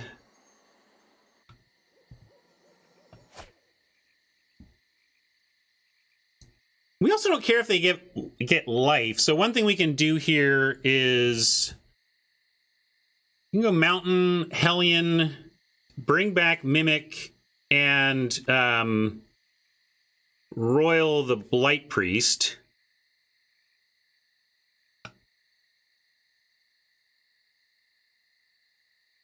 You want to which mage? You're talking about Geyser Mage, then Royal Royal Mage, then Geyser Mage back the Royal Mage.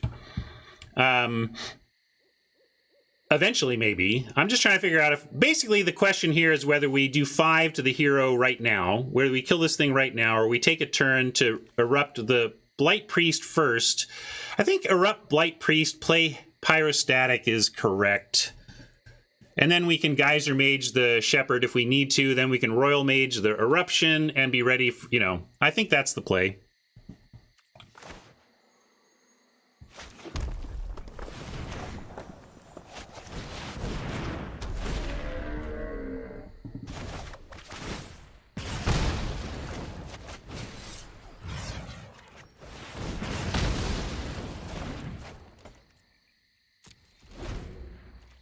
We're back down to 6 land. I mean, we have 7th in hand, but it doesn't pay for a kicked eruption.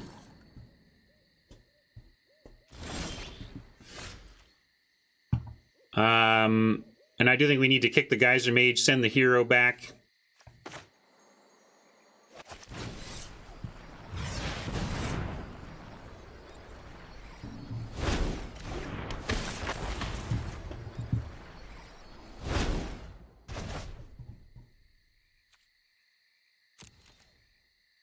Well, all we really got is aggro. We'll see what happens.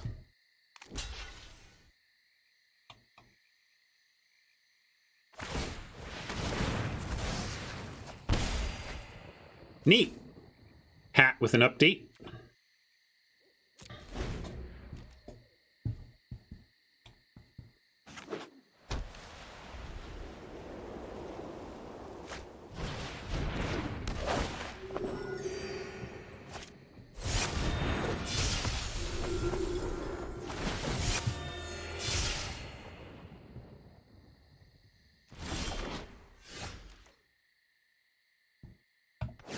Well, we found our land to give us some hope, but are we just dead? Just dead. We can't copy theirs is one problem.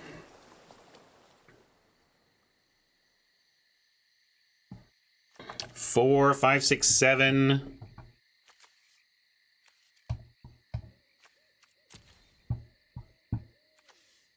Funny, we took one of those.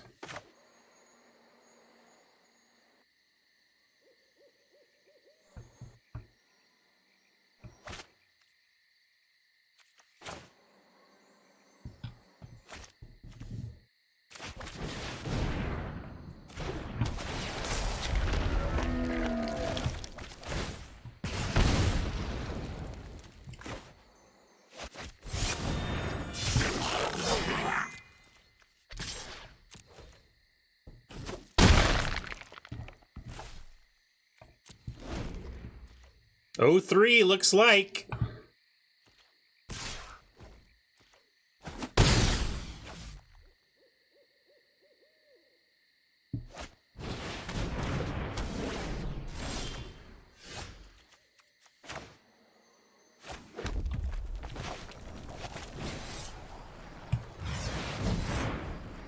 I'm dead. I'm kind of goofing off here because we can't win, gang. There's no win here. There's no win. I mean, we're dead to activate Relic Vial, untap, activate Relic Vial. But it doesn't matter. I mean, there's no wow here at all. It's just we're just dead.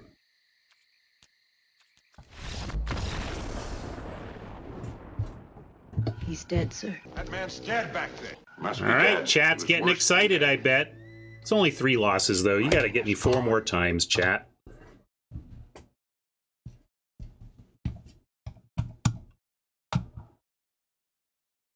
I'm just disappointed that this deck's not performing better, but look, I draft Friday against great drafters in my viewership. No easy matchups here. I have not promised a puppet on 6 wins, by the way. I've said that that's at least what it would take. but I have a hard time. I know we all joke about buying the puppet for Mama, but I'm not running that thing, gang. I am not putting the puppet on our battlefield. I'm not. Like, I mean, we're talking about 3,500 gems to have a puppet in our pet select screen? No. What is this? How much?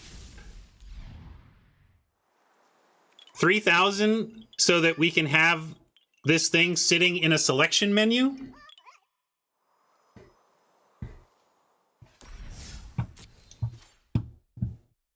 I would just rather do something innocuous like extra sleeves, extra lands, or whatever. I don't know.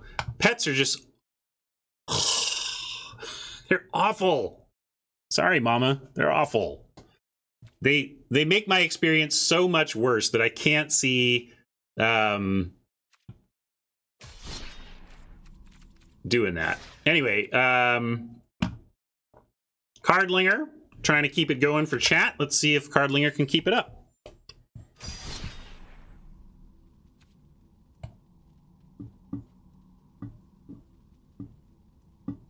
Yeah, I could be talked into anything silent. Like, I wonder if they made the Black Lotus just because so many of us were complaining about the awful, awful sound effects on some of those pets. Like, I am generally very happy with the sound design in this game.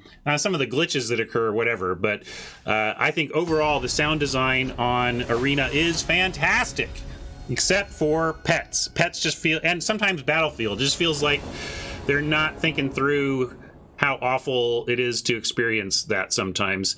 No red yet, but with Pack Beast, Chilling Trap, and Royal Mage and 2 islands, I am going to keep.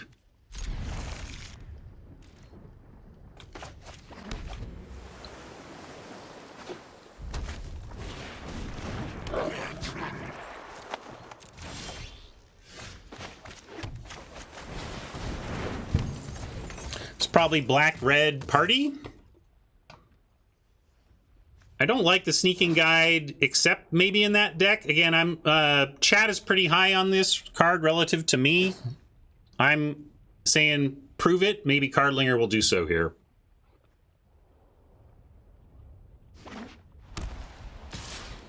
Oh, it looks like maybe Boros aggro.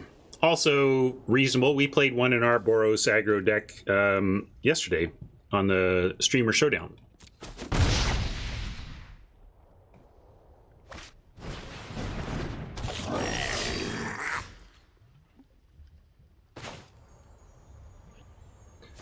Well, I'm just going to play the squid.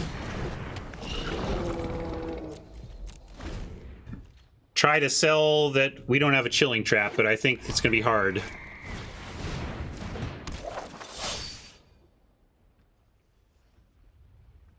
I tried to click through as fast as I could.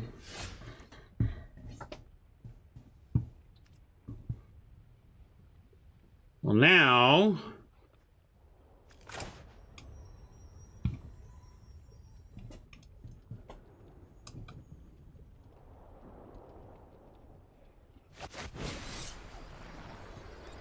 yeah, we gotta play a Royal Mage for no value here.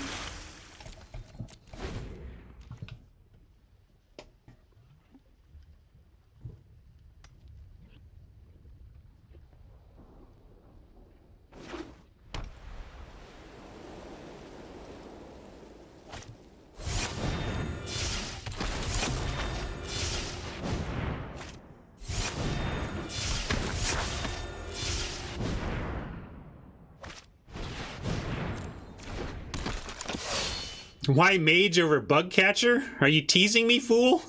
Jesus. Oh, you're sorry. You're. I'm the one that's being a fool. I'm with you now. I didn't see it.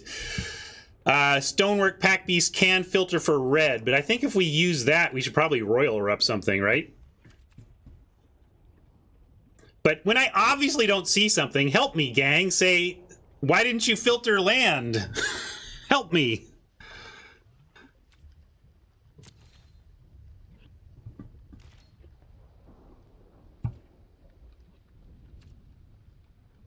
Yeah, okay, so the sneaking guide allowed the Electromancer puke out, but it's not even doing anything here. Also, the reason not to play Bug Catcher is to leave Chilling Trap up. So I think if I had realized, if I had remembered what Pack Beast can do and debated Bug Catcher versus Royal Mage, I still would have gone with Royal Mage so that we can keep up the Chilling Trap.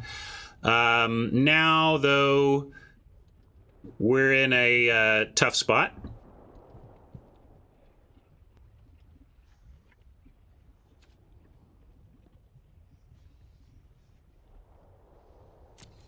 And I'm going to say, I really think we need the trap up. Even if it's telegraphed, we need the trap up.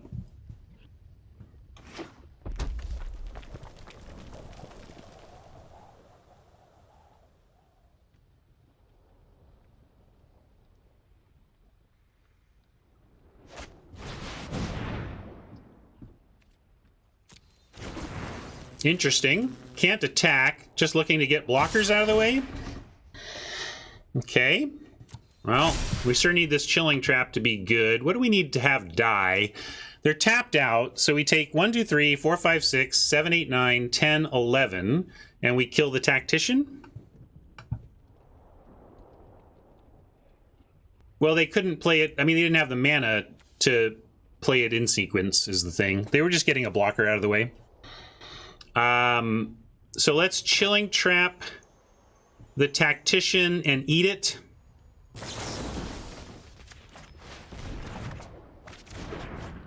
And hope we find red.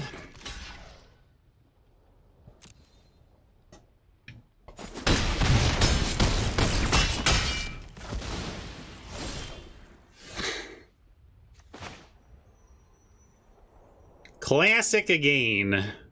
Now I think we gotta Royal Erupt the biggest threat, which might even be the Ambusher here.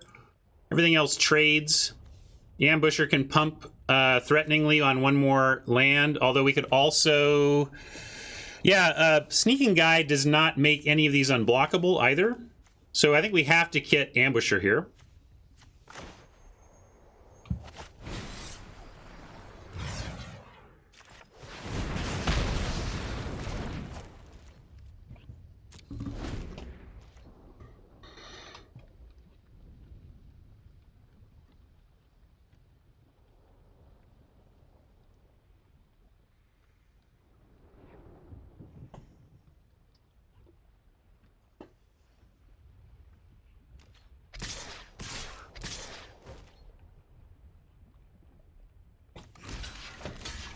I mean, I'm on block everything here. Literally everything.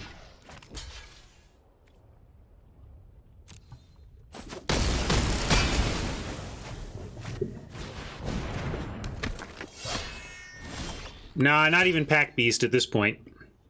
For me. I don't know where your heads are at, but that's where I was at. Yeah, I guess Pack Beast keeps us the red, which would be the reason to do that.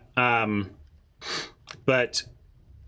we'll go upkeep Glacial Grasp and hope we find red again.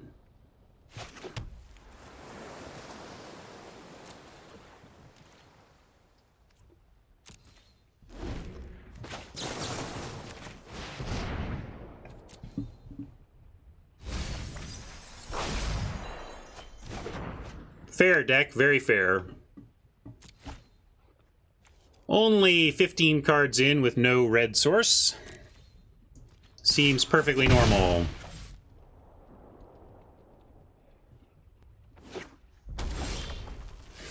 Yes, yes. Apparently the shuffler wants my hair.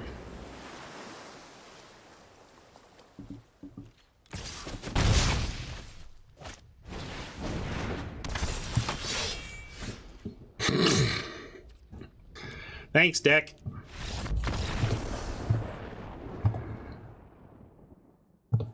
Is this a dead man, Doctor? Very dead, Mr. Spock. Well, this matches my worst start. You all have 0-4'd me before.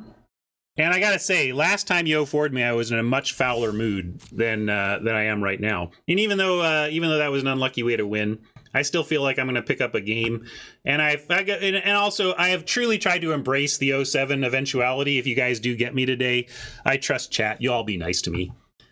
So let's keep going.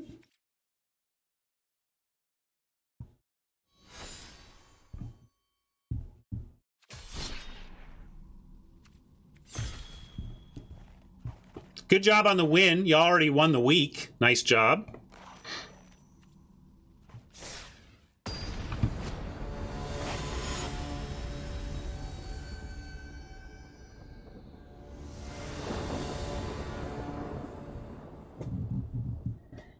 All right, I'm going to keep this too. We'll see what happens.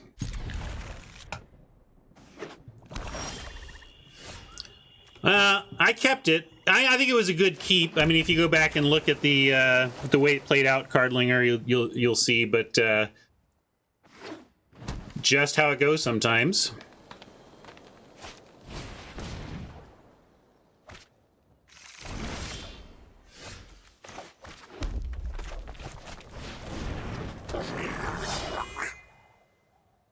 Went with Bugcatcher over Squid. Maybe I was supposed to go Squid, but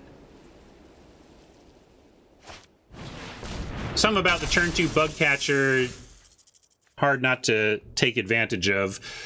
Could go Royal Mage here, just to have a Chilling Trap, a way to use our Chilling Trap.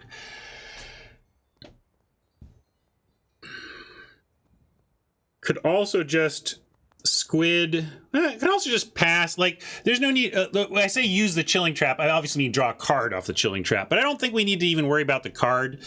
I like going attack here. Offer the trade. We can 1-for-1 with our Chilling Trap. And it's not. We don't draw a card. But I think this telegraphs it less, and I would rather do this.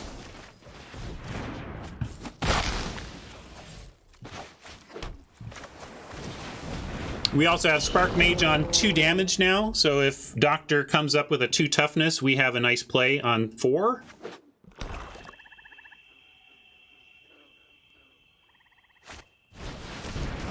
Ooh, close.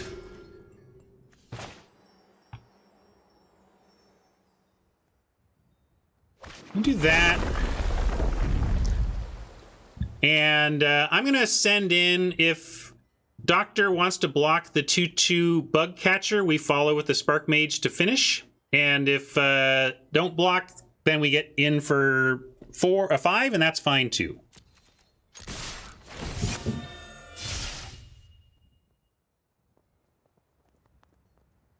Chat's crushing it today. I can't buy a win. But if they're going to do that, we're going to go Scorch Rider here.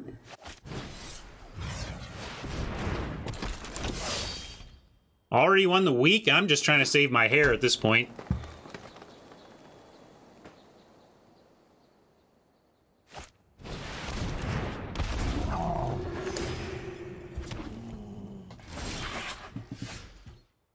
Geyser Mage is interesting. We're gonna... Same thing here. I will send... Really, I'm going to send all of this.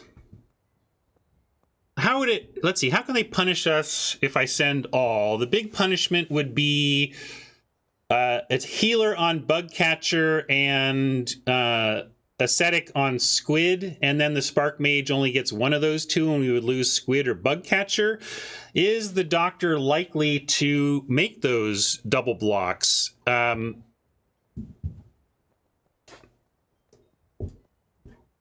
If Ascetic goes on Bugcatcher, that's fine, because then we Spark Mage and finish off. So, and I suppose, like, no matter if that double block that's the worst for us happens, it's still not even that bad for us. So I am going to send in.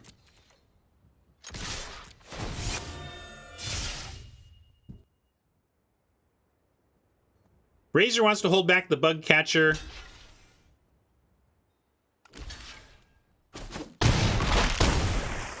But I like this a lot. This is great.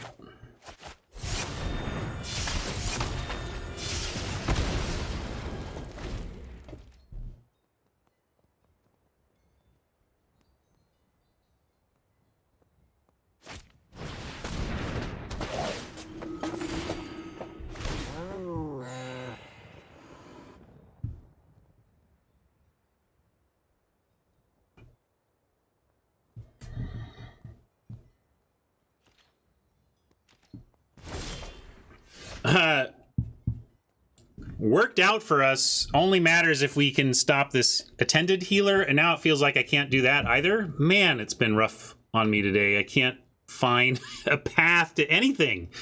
And now we're stuck on quote 5, which is like these two do not want to be played for no value at this point. So we get Pack Beast, and we get an attacking Scorch Rider, but that's it.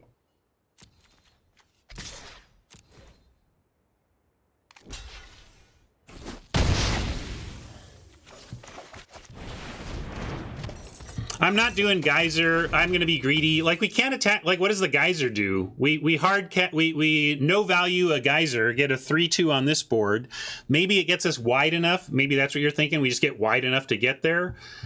But I think it makes sense to me to try to get at least one more turn to find a basic and get some value out of these.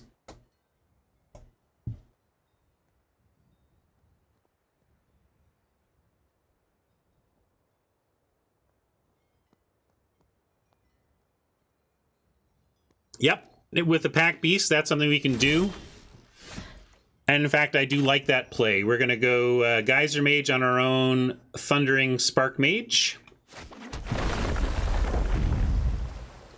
But we can send the Scorch Rider first. Although, if we lose the Scorch Rider, the 3 damage play is no longer real. So maybe we just be super patient right here. Not send Scorch Rider into all this open mana, and instead Geyser Mage our Spark Mage and see about it from here. Although another thing that could happen if we do this, with all this mana open, it could be a Deadly Alliance. And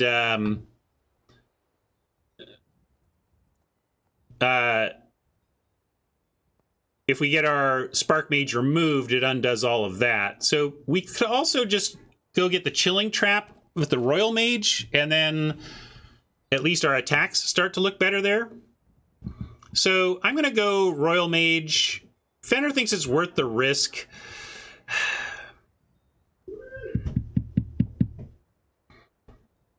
That's tough.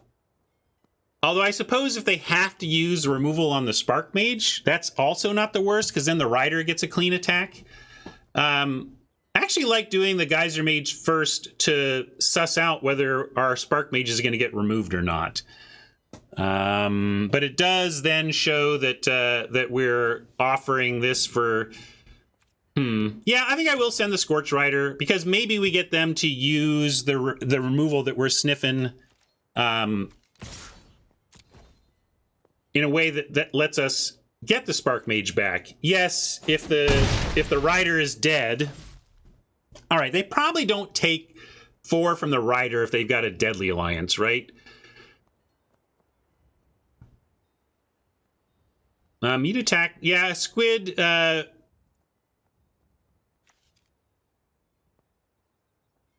it lose Defender? No, it had Defender. We didn't play a land this turn, right? Or did we? No, I guess we did. So anyway, let's Geyser Mage now. See if we can get our Spark Mage back.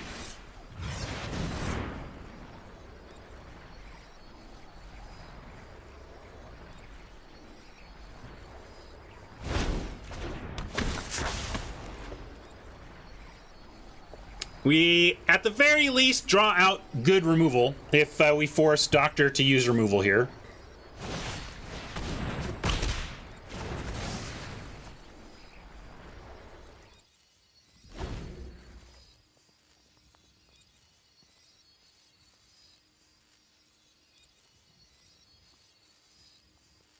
If we draw an island or a mountain, if we draw a basic land, we can kick the Royal Mage and have the Chilling Trap ready.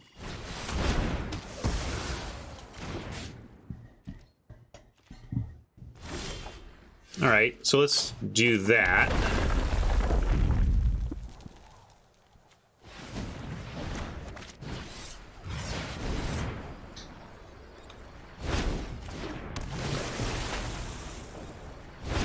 I don't know if that's mediocre. That's pretty good, right? I mean, it works. So 2, 3, 1, 4. We can send in these 3 and it's all good.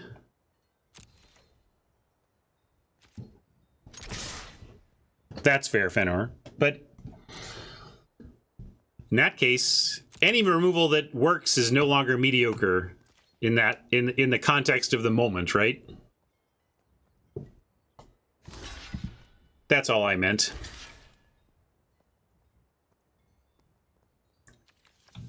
So we're going to save our Pack Beast, draw a card. Try, anyway.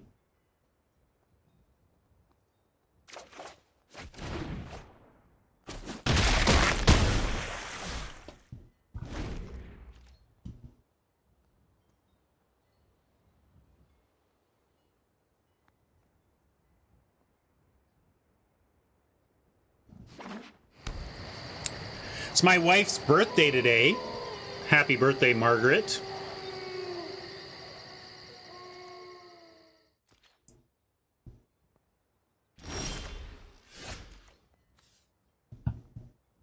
I'm gonna play the squid out and then pass.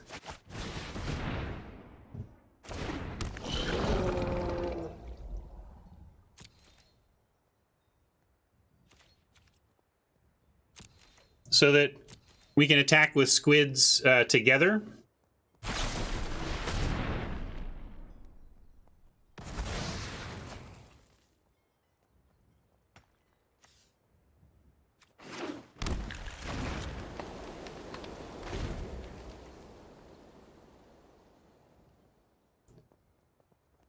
I was just testing how sweaty my hands were and seeing if I could still grip the mouse and slide it over to the timeout button. Good thing. Still can. We're good.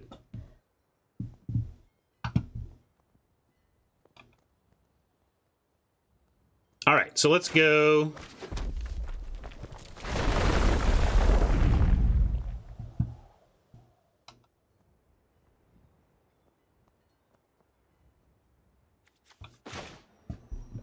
Grab the Celebrant. I was going to grab the healer. Are we, you're on grabbing Celebrant to get rid of the blocker? Let me think here.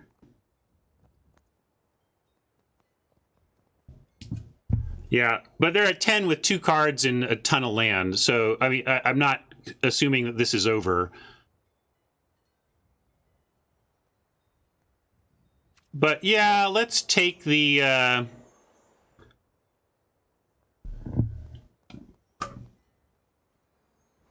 Yeah, if we grab the healer, we could actually use the Pack Beast to make the mana as the thing.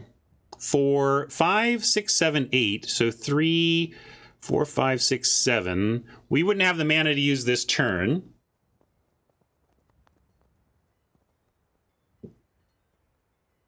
But yeah, Celebrant seems like it might force a block. It might be, but it depends on what's up here, right? Interesting spot.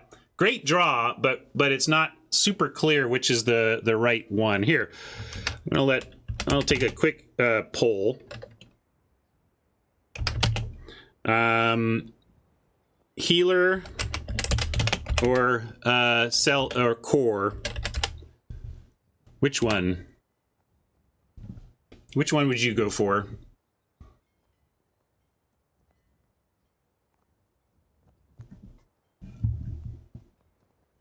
I don't think it's a waste to try and use it this turn. I think that's interesting to call it a waste. I mean, we're on the verge of killing them, and getting rid of one of these blockers gives us good attacks this turn. I don't think it's a waste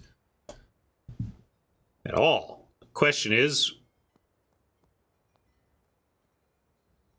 All right, so that's interesting. No, that's a great poll. Like, I hate it when I poll something and it's 17-0, because then I wasted everybody's time because it wasn't even close. Polling when it's even like that makes it interesting. So, that being said,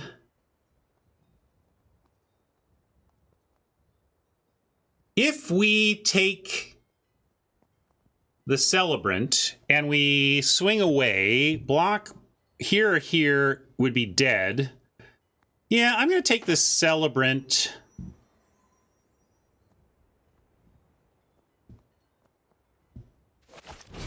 Boy, it's a tough one. it might be, if they don't have anything, it's lethal. So I guess that's the question.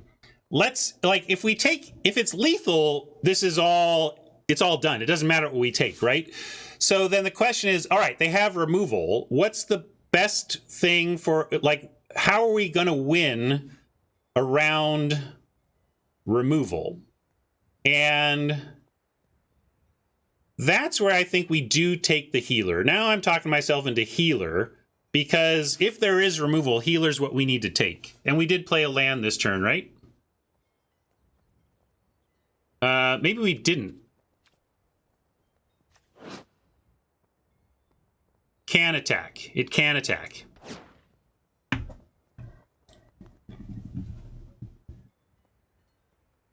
It's not lethal this turn, though. If they don't have removal, it is, right? We take the healer.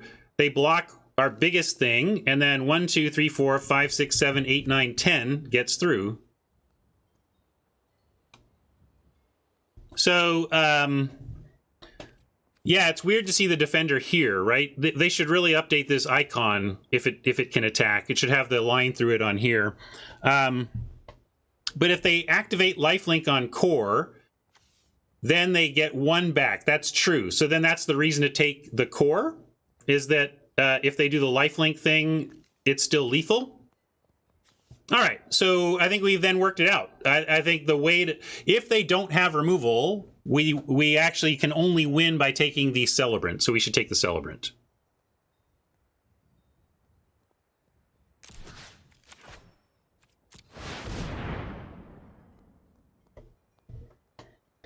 Sorry, Doctor, if you come back and watch this later, you can see how this was quite the thinker for us. All right. Well, gang, you got the week. Well done, chat, but I did save my hair, finally. I got my hair. Check me now. How you doing?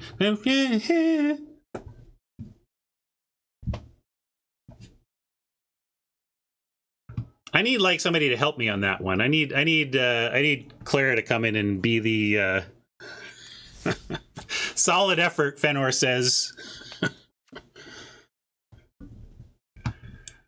Yeah, new type of complaint filed. All right, gang, off the schneid. You still have the week. I'm just trying to protect my gems now that my hair is protected. And I kept you at your best start towards the hair. Didn't get 5 wins off me.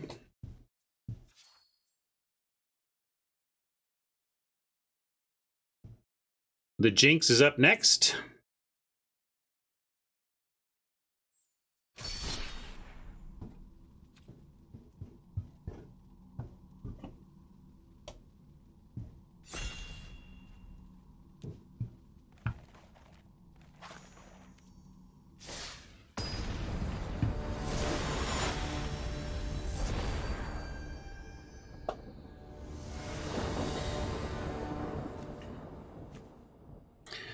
All right, this is looking pretty good to start 2.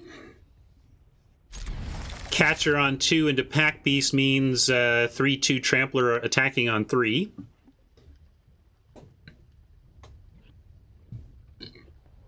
Expecting a swamp from Jinx. I don't think I've seen Jinx play a deck that didn't have a swamp in it in this format in a couple of times. I think he's played a couple times against me in the Gauntlet.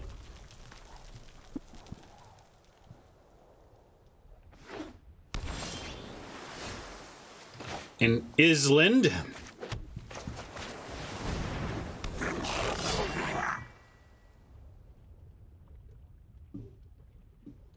Good games, coffee.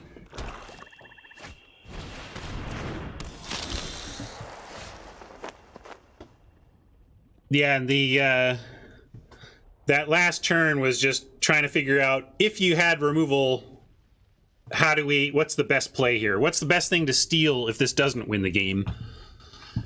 All right, well, this was sad to see a Skulker here, but we can, I'm gonna go like this, and then like this, and then I'm gonna manually tap this way.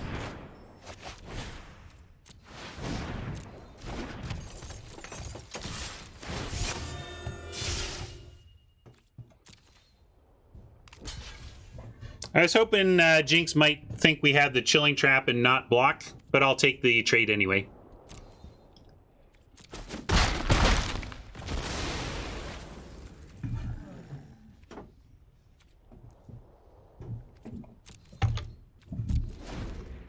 Still trying to sell the trap a little bit here.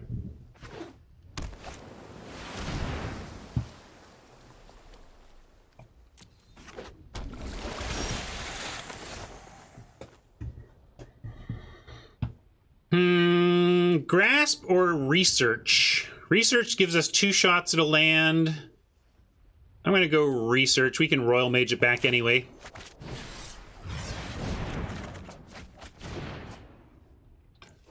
Jinx in Rogues. Anybody shocked? Raise your hand if you're shocked that Jinx is in Rogues. Frankly, I want to get downstream from Jinx. Then I can just stay out of black-blue. And then I'll have a killer deck.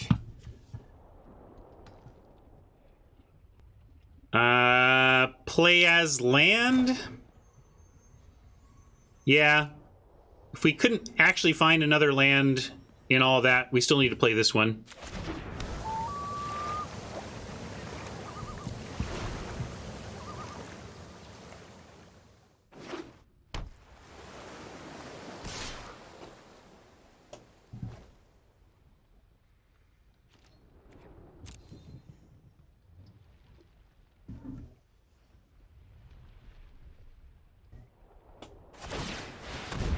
Whoa!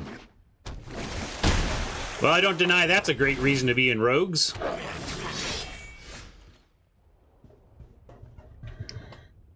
I guess now we drop a couple of squiddies and try to hold the fort.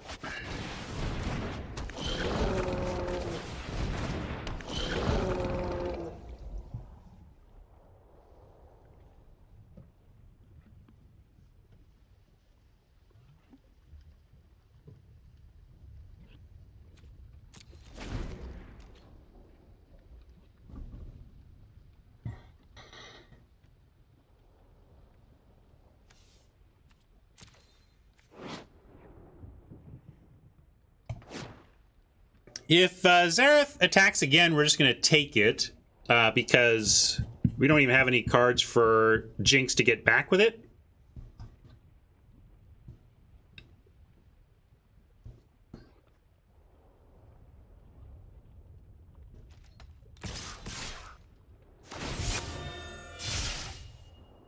And whereas I'll offer up a squid for the catcher. Wait, if they die... If I make this trade, do they get the bug catcher again? Maybe Jinx just gets the bug catcher again. I'll just take both.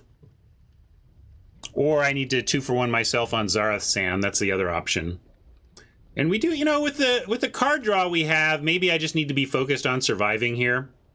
So I am gonna go ahead and try to take out Zareth, and I'm gonna pile on everything.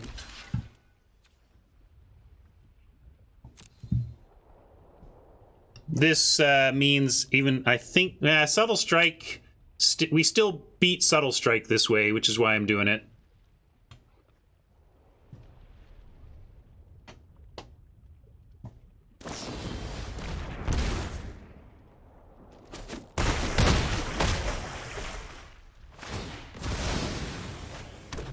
Well, 2-for-1ing yourself and not getting the job done is not great.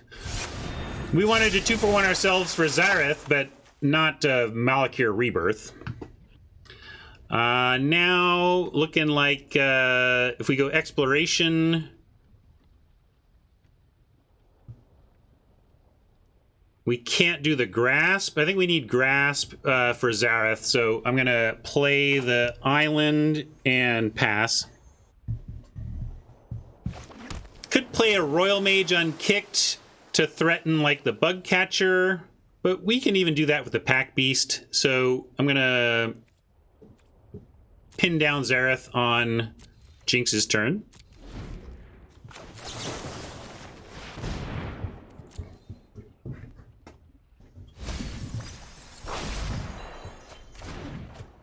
Now we got our 6th land, and at least start kicking our stuff.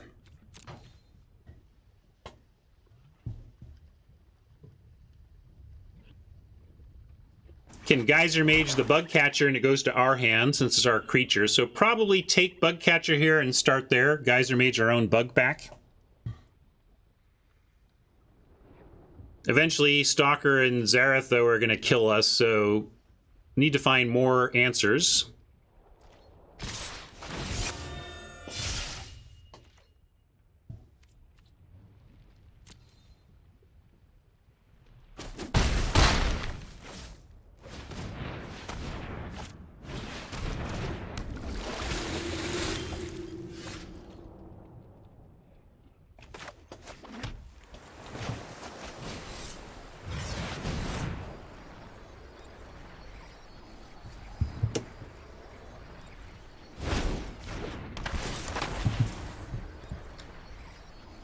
Kick it!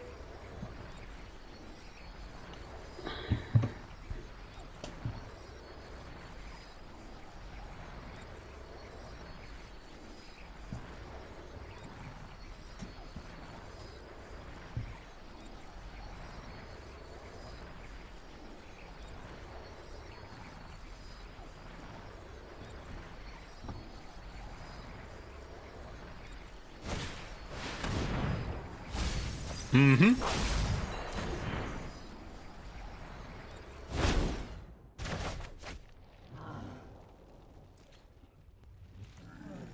Well, taking another 3, it looks like here. Unless I want to block with the Pack Beast, which I probably don't want to do.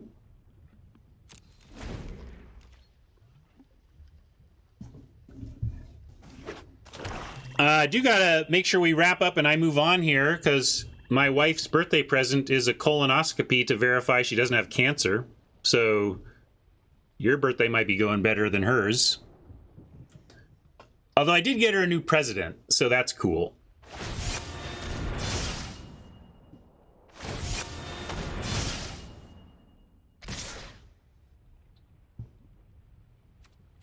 So now we're like looking for removal off the top for the stupid Stalker. Like, we're just way behind here. I'm just glad I'm glad I got my control of my hair, but I don't know if I'm winning again today with how things are going. So now we're just straight up dead to the Stalker unless we like explore into very specifically our eruption. But let's try. Ready to find our eruption? And then we're chumping. Like, our big plan here is to find our one out for the Stalker and then chump the Zareth.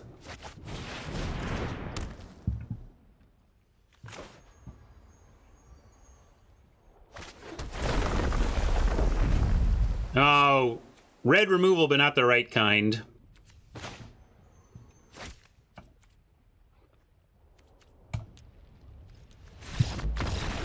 He's dead, sir. That man's dead back there. Must be dead. He was worse than dead. His brain is gone. Chat's crushing me today. I don't know. I like my deck. Sometimes it's just how it goes, right? I think everybody thought my deck was pretty good. I didn't do a par poll, but nobody was like, oh, hair's at risk this week. Nobody was saying that till like the 4th loss.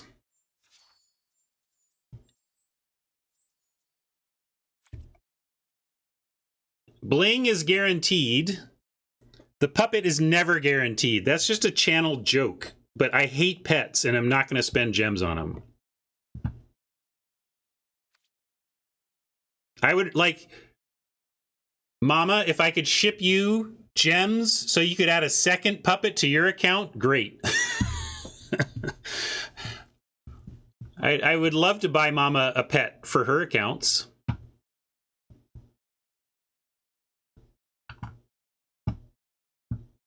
And I think I'm done on Eurolands, David. The Eurolands suck on the battlefield.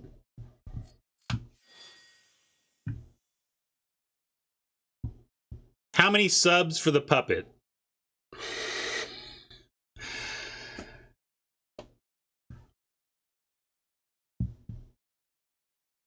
Let's make you even have 6 wins first. I'm going to win my final game, and then it's not even going to matter. How about that? Norbert, it's on you, buddy.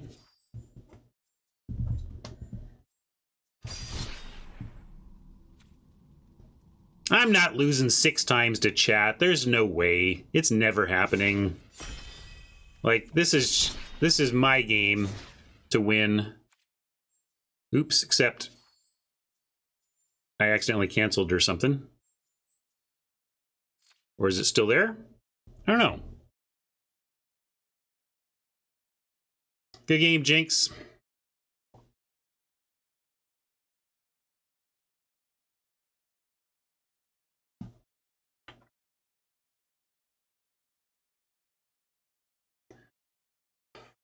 Um, 1,000 subs, D. 1,000 subs.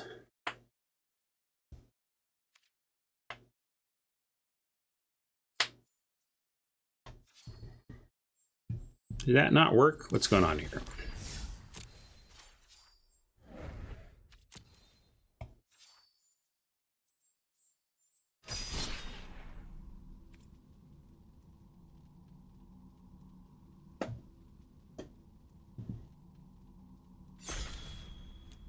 Yes, if D wants to gift 1,000 subs, I'll use his content on my channel. Once.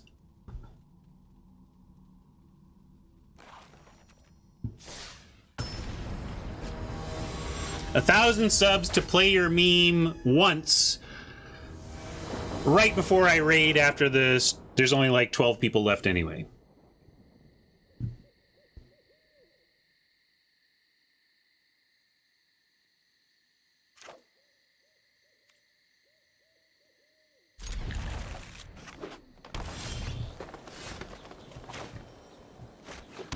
Hey, I would absolutely be happy about that. If I got 1,000 subs and had to play a hair toss meme of D's once, that would be fine.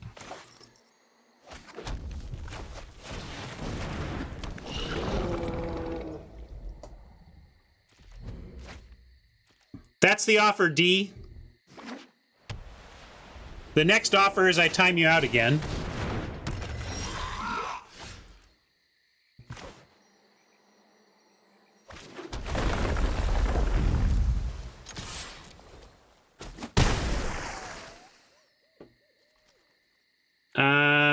I'm gonna go...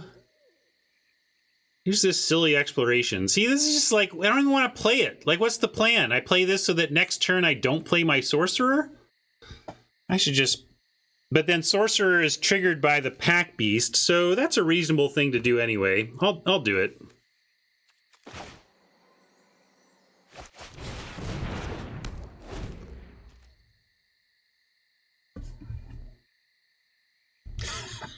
Once is not a deal. He was going to take it if I just made it twice.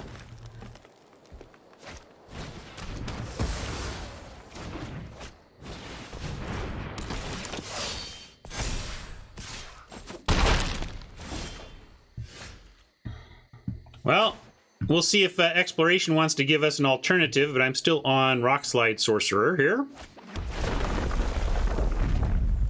Nope.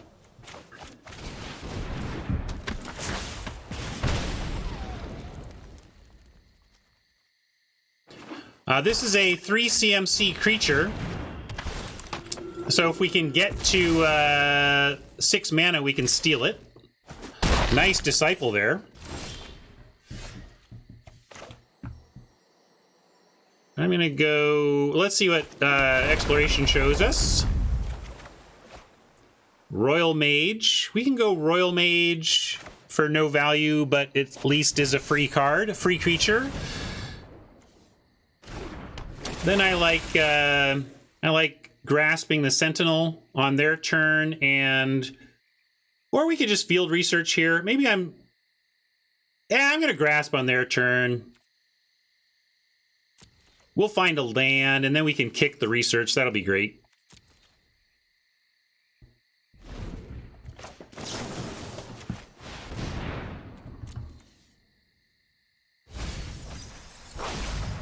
A lot of vials in the draft today, I guess. There's our 6th land, so we can dominate the Sentinel, or we can kick the research. With the Sentinel being tapped, we might just want to research first. Also, we're going to trigger the Exploration, so we'll see what that offers.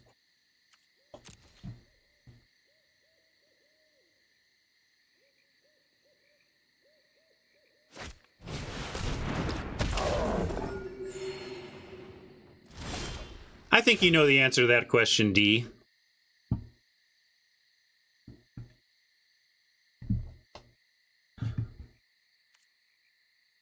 You may not represent my brand, Dionysus. You do not have my permission ever to represent my brand. Nice. We'll go ahead and take that and take out this ascetic. I'm leaving the sentinel because I want to steal it.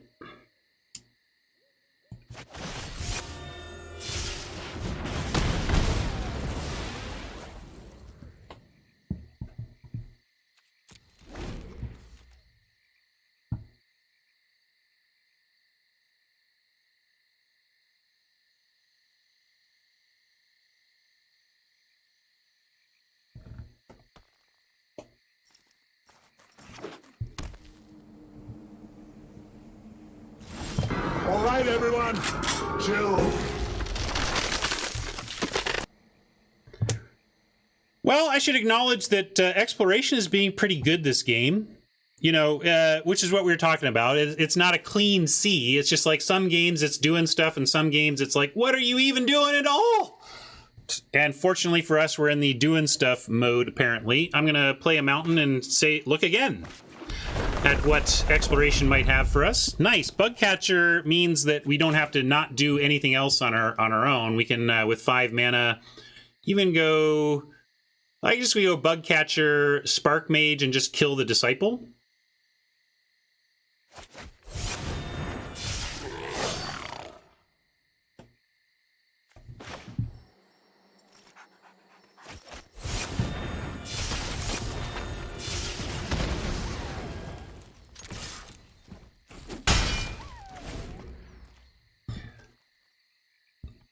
Well, veal being the most evil of meats, right? Because not only are you killing the animals, you're killing the baby animals. So I think freeing the veals is you successfully changing the world, D. That's scary. We can almost take it. We're close to being able to just steal the Stomper, but not quite there.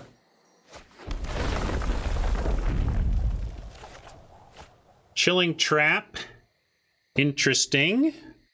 Well, we're just going to use this to draw a card.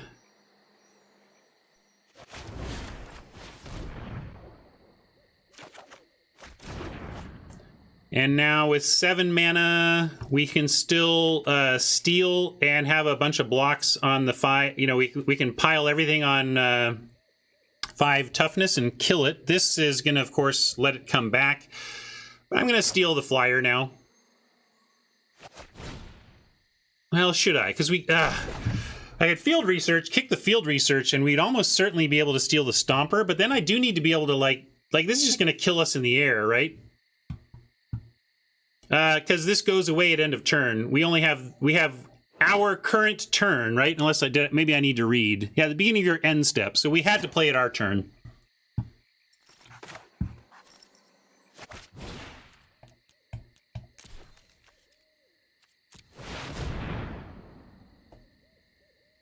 Yoink.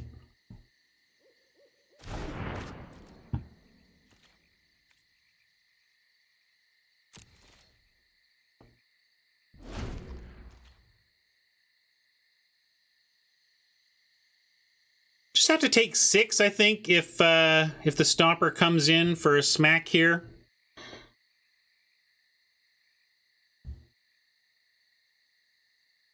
Trample is a concern, but we know about the rebirth, and it does not make sense to me to 3-for-1 ourselves just to let the Stomper re-enter the battlefield. So I think it's better here to cross our fingers. We lose to a kicked Might. So you could also make an argument for just chumping with one thing. But I'm playing... I'm just going to risk that. And if I lose to the kicked Might, y'all get your personal best 6-1 against me, and we go shopping. But I am going to take that risk here.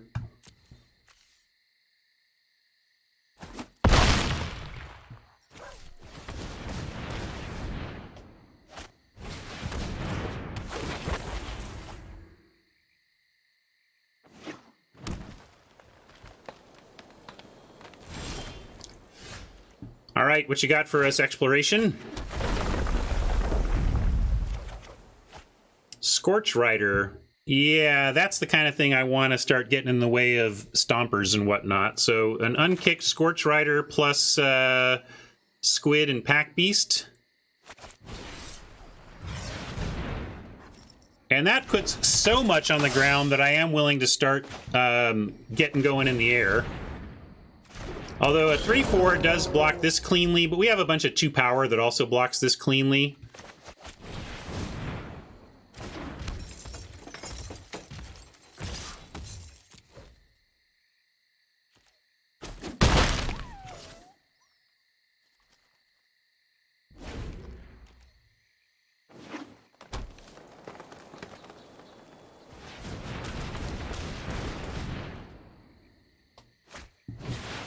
Boo!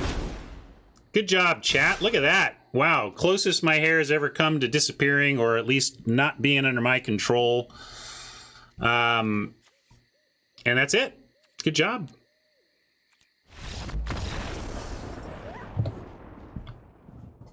Rough day, just good enough for me to not lose all control. But a shocking result for what I thought was an excellent, excellent deck. That was an excellent deck of mine, and chat just annihilated it. It was really, really quite impressive. And now the bet's off. You're never getting a chance at my hair again.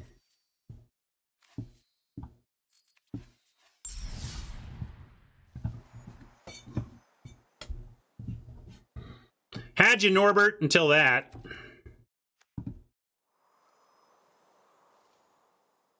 Let's see what the deals are. Maybe we'll get some deals. There's no good ones. Look at bundles.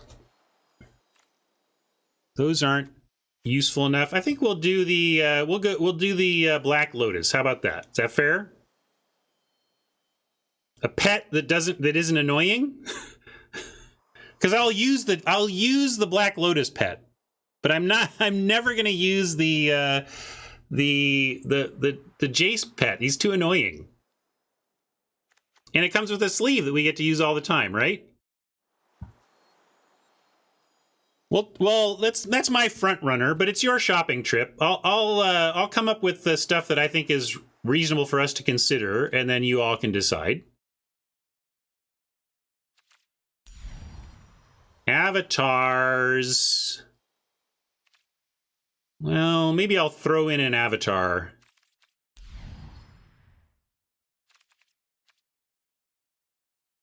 Or we could purchase extra life sleeves for cash and just make a charitable donation. Yeah, we could do a Bolas avatar. Because then we're just talking about pets anyway. It looks like the Black Lotus... Oh, you can get the Black Lotus for 3,000 alone, or get the sleeves too. I see.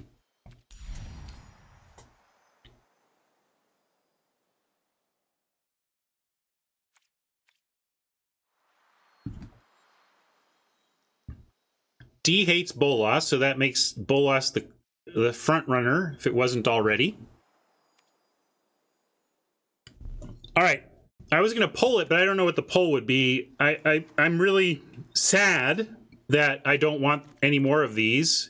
But honestly, these are bad on the battlefield, gang. Visual language matters. And the no color communication frame on the old lands sucks. It's bad. Especially because on Arena, they squish it down so you don't even get the color indicator on the bottom of the card. So... sorry. I was really excited when these showed up in the store, but they are just bad on the battlefield. They need to do... like, it'd be nice if they did something like some tight green line around the whole thing. I don't know. They should just... well, the art isn't that good, but it's very classic. You know, it's just very old school. And old school, it has a certain level of appeal, but visual language matters. So, okay, here's your reward, gang. We're going to get a... Lotus package. Look at that. We'll apply it now.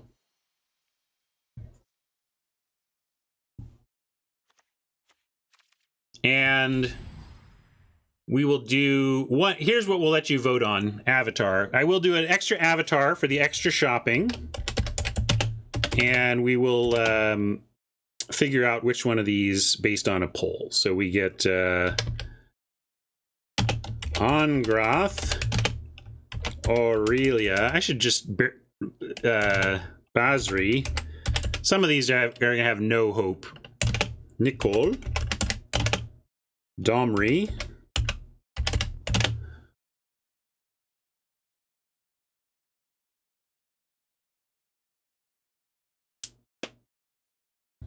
Dovin, Army, Huatli. Boy, there's a lot of these. Kaya. It's all right. You get to choose from them all. We might have a runoff. We'll kind of do this runoff style. I'm going to give them all, though. You get to choose from all.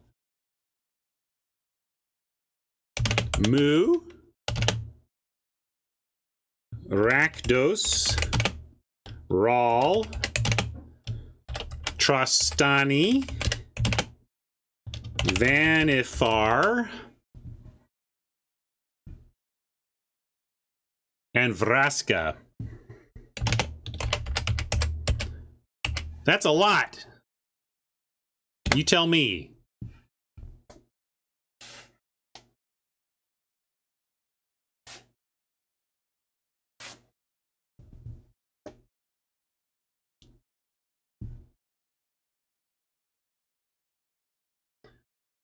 Ongrath, Aurelia, Basri, Nicole, Domri, Dovin, Army, Huatli, Kaya, Lazov, Mu, Rakdos, Raul, Trostani, Vanifar, or Vraska. I will do maybe a runoff of like the top 3 if it's close. We'll see how close it gets.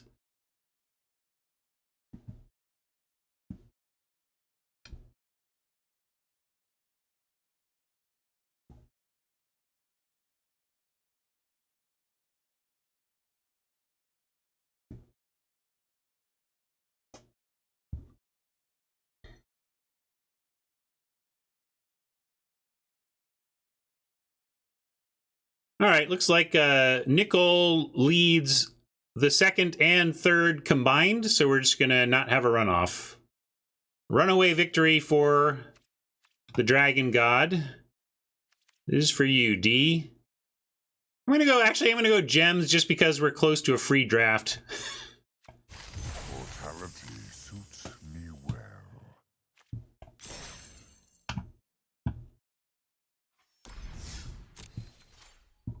Good choice, chat, and well played today. My goodness. Can you get some worse players into the chat gauntlet, please? That's too stressful for me. Well done, chat. Great work, great work. Can't deny it, especially because I liked my deck. I mean, it's one thing to have a rough draft and then have the results play out that way, but I was confident. I thought if you had asked me, I would have bet on me winning the week. I would not have bet on me being scared to lose my hair. But you all played really well. You drafted great decks, and we have a lot of fun around here. I'm going to go take care of my wife on her weirdo birthday right now. Strange birthday for my beloved, as she has a ruptured appendix inside her and is going to go see if she has cancer. So happy birthday? I don't know. Happy chat gauntlet day to chat, though. Well done, everybody. Are we going to raid someone? No raid, no raid targets, no raid called out, so I'm going to figure it out myself then.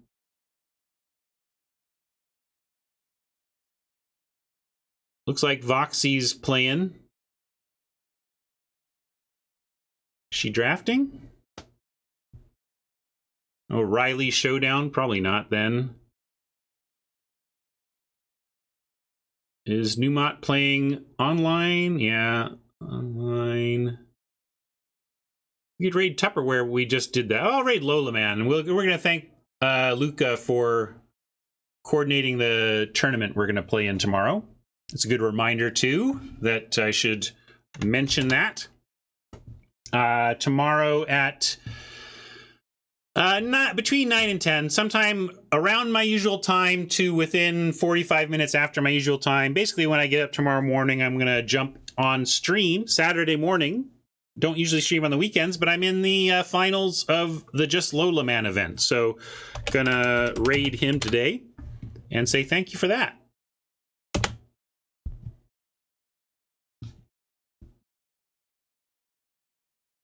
Thanks, everybody. Congrats again on another great week, and we will enjoy our bling next time. They need to sell us some better basics. These basics suck, wizards.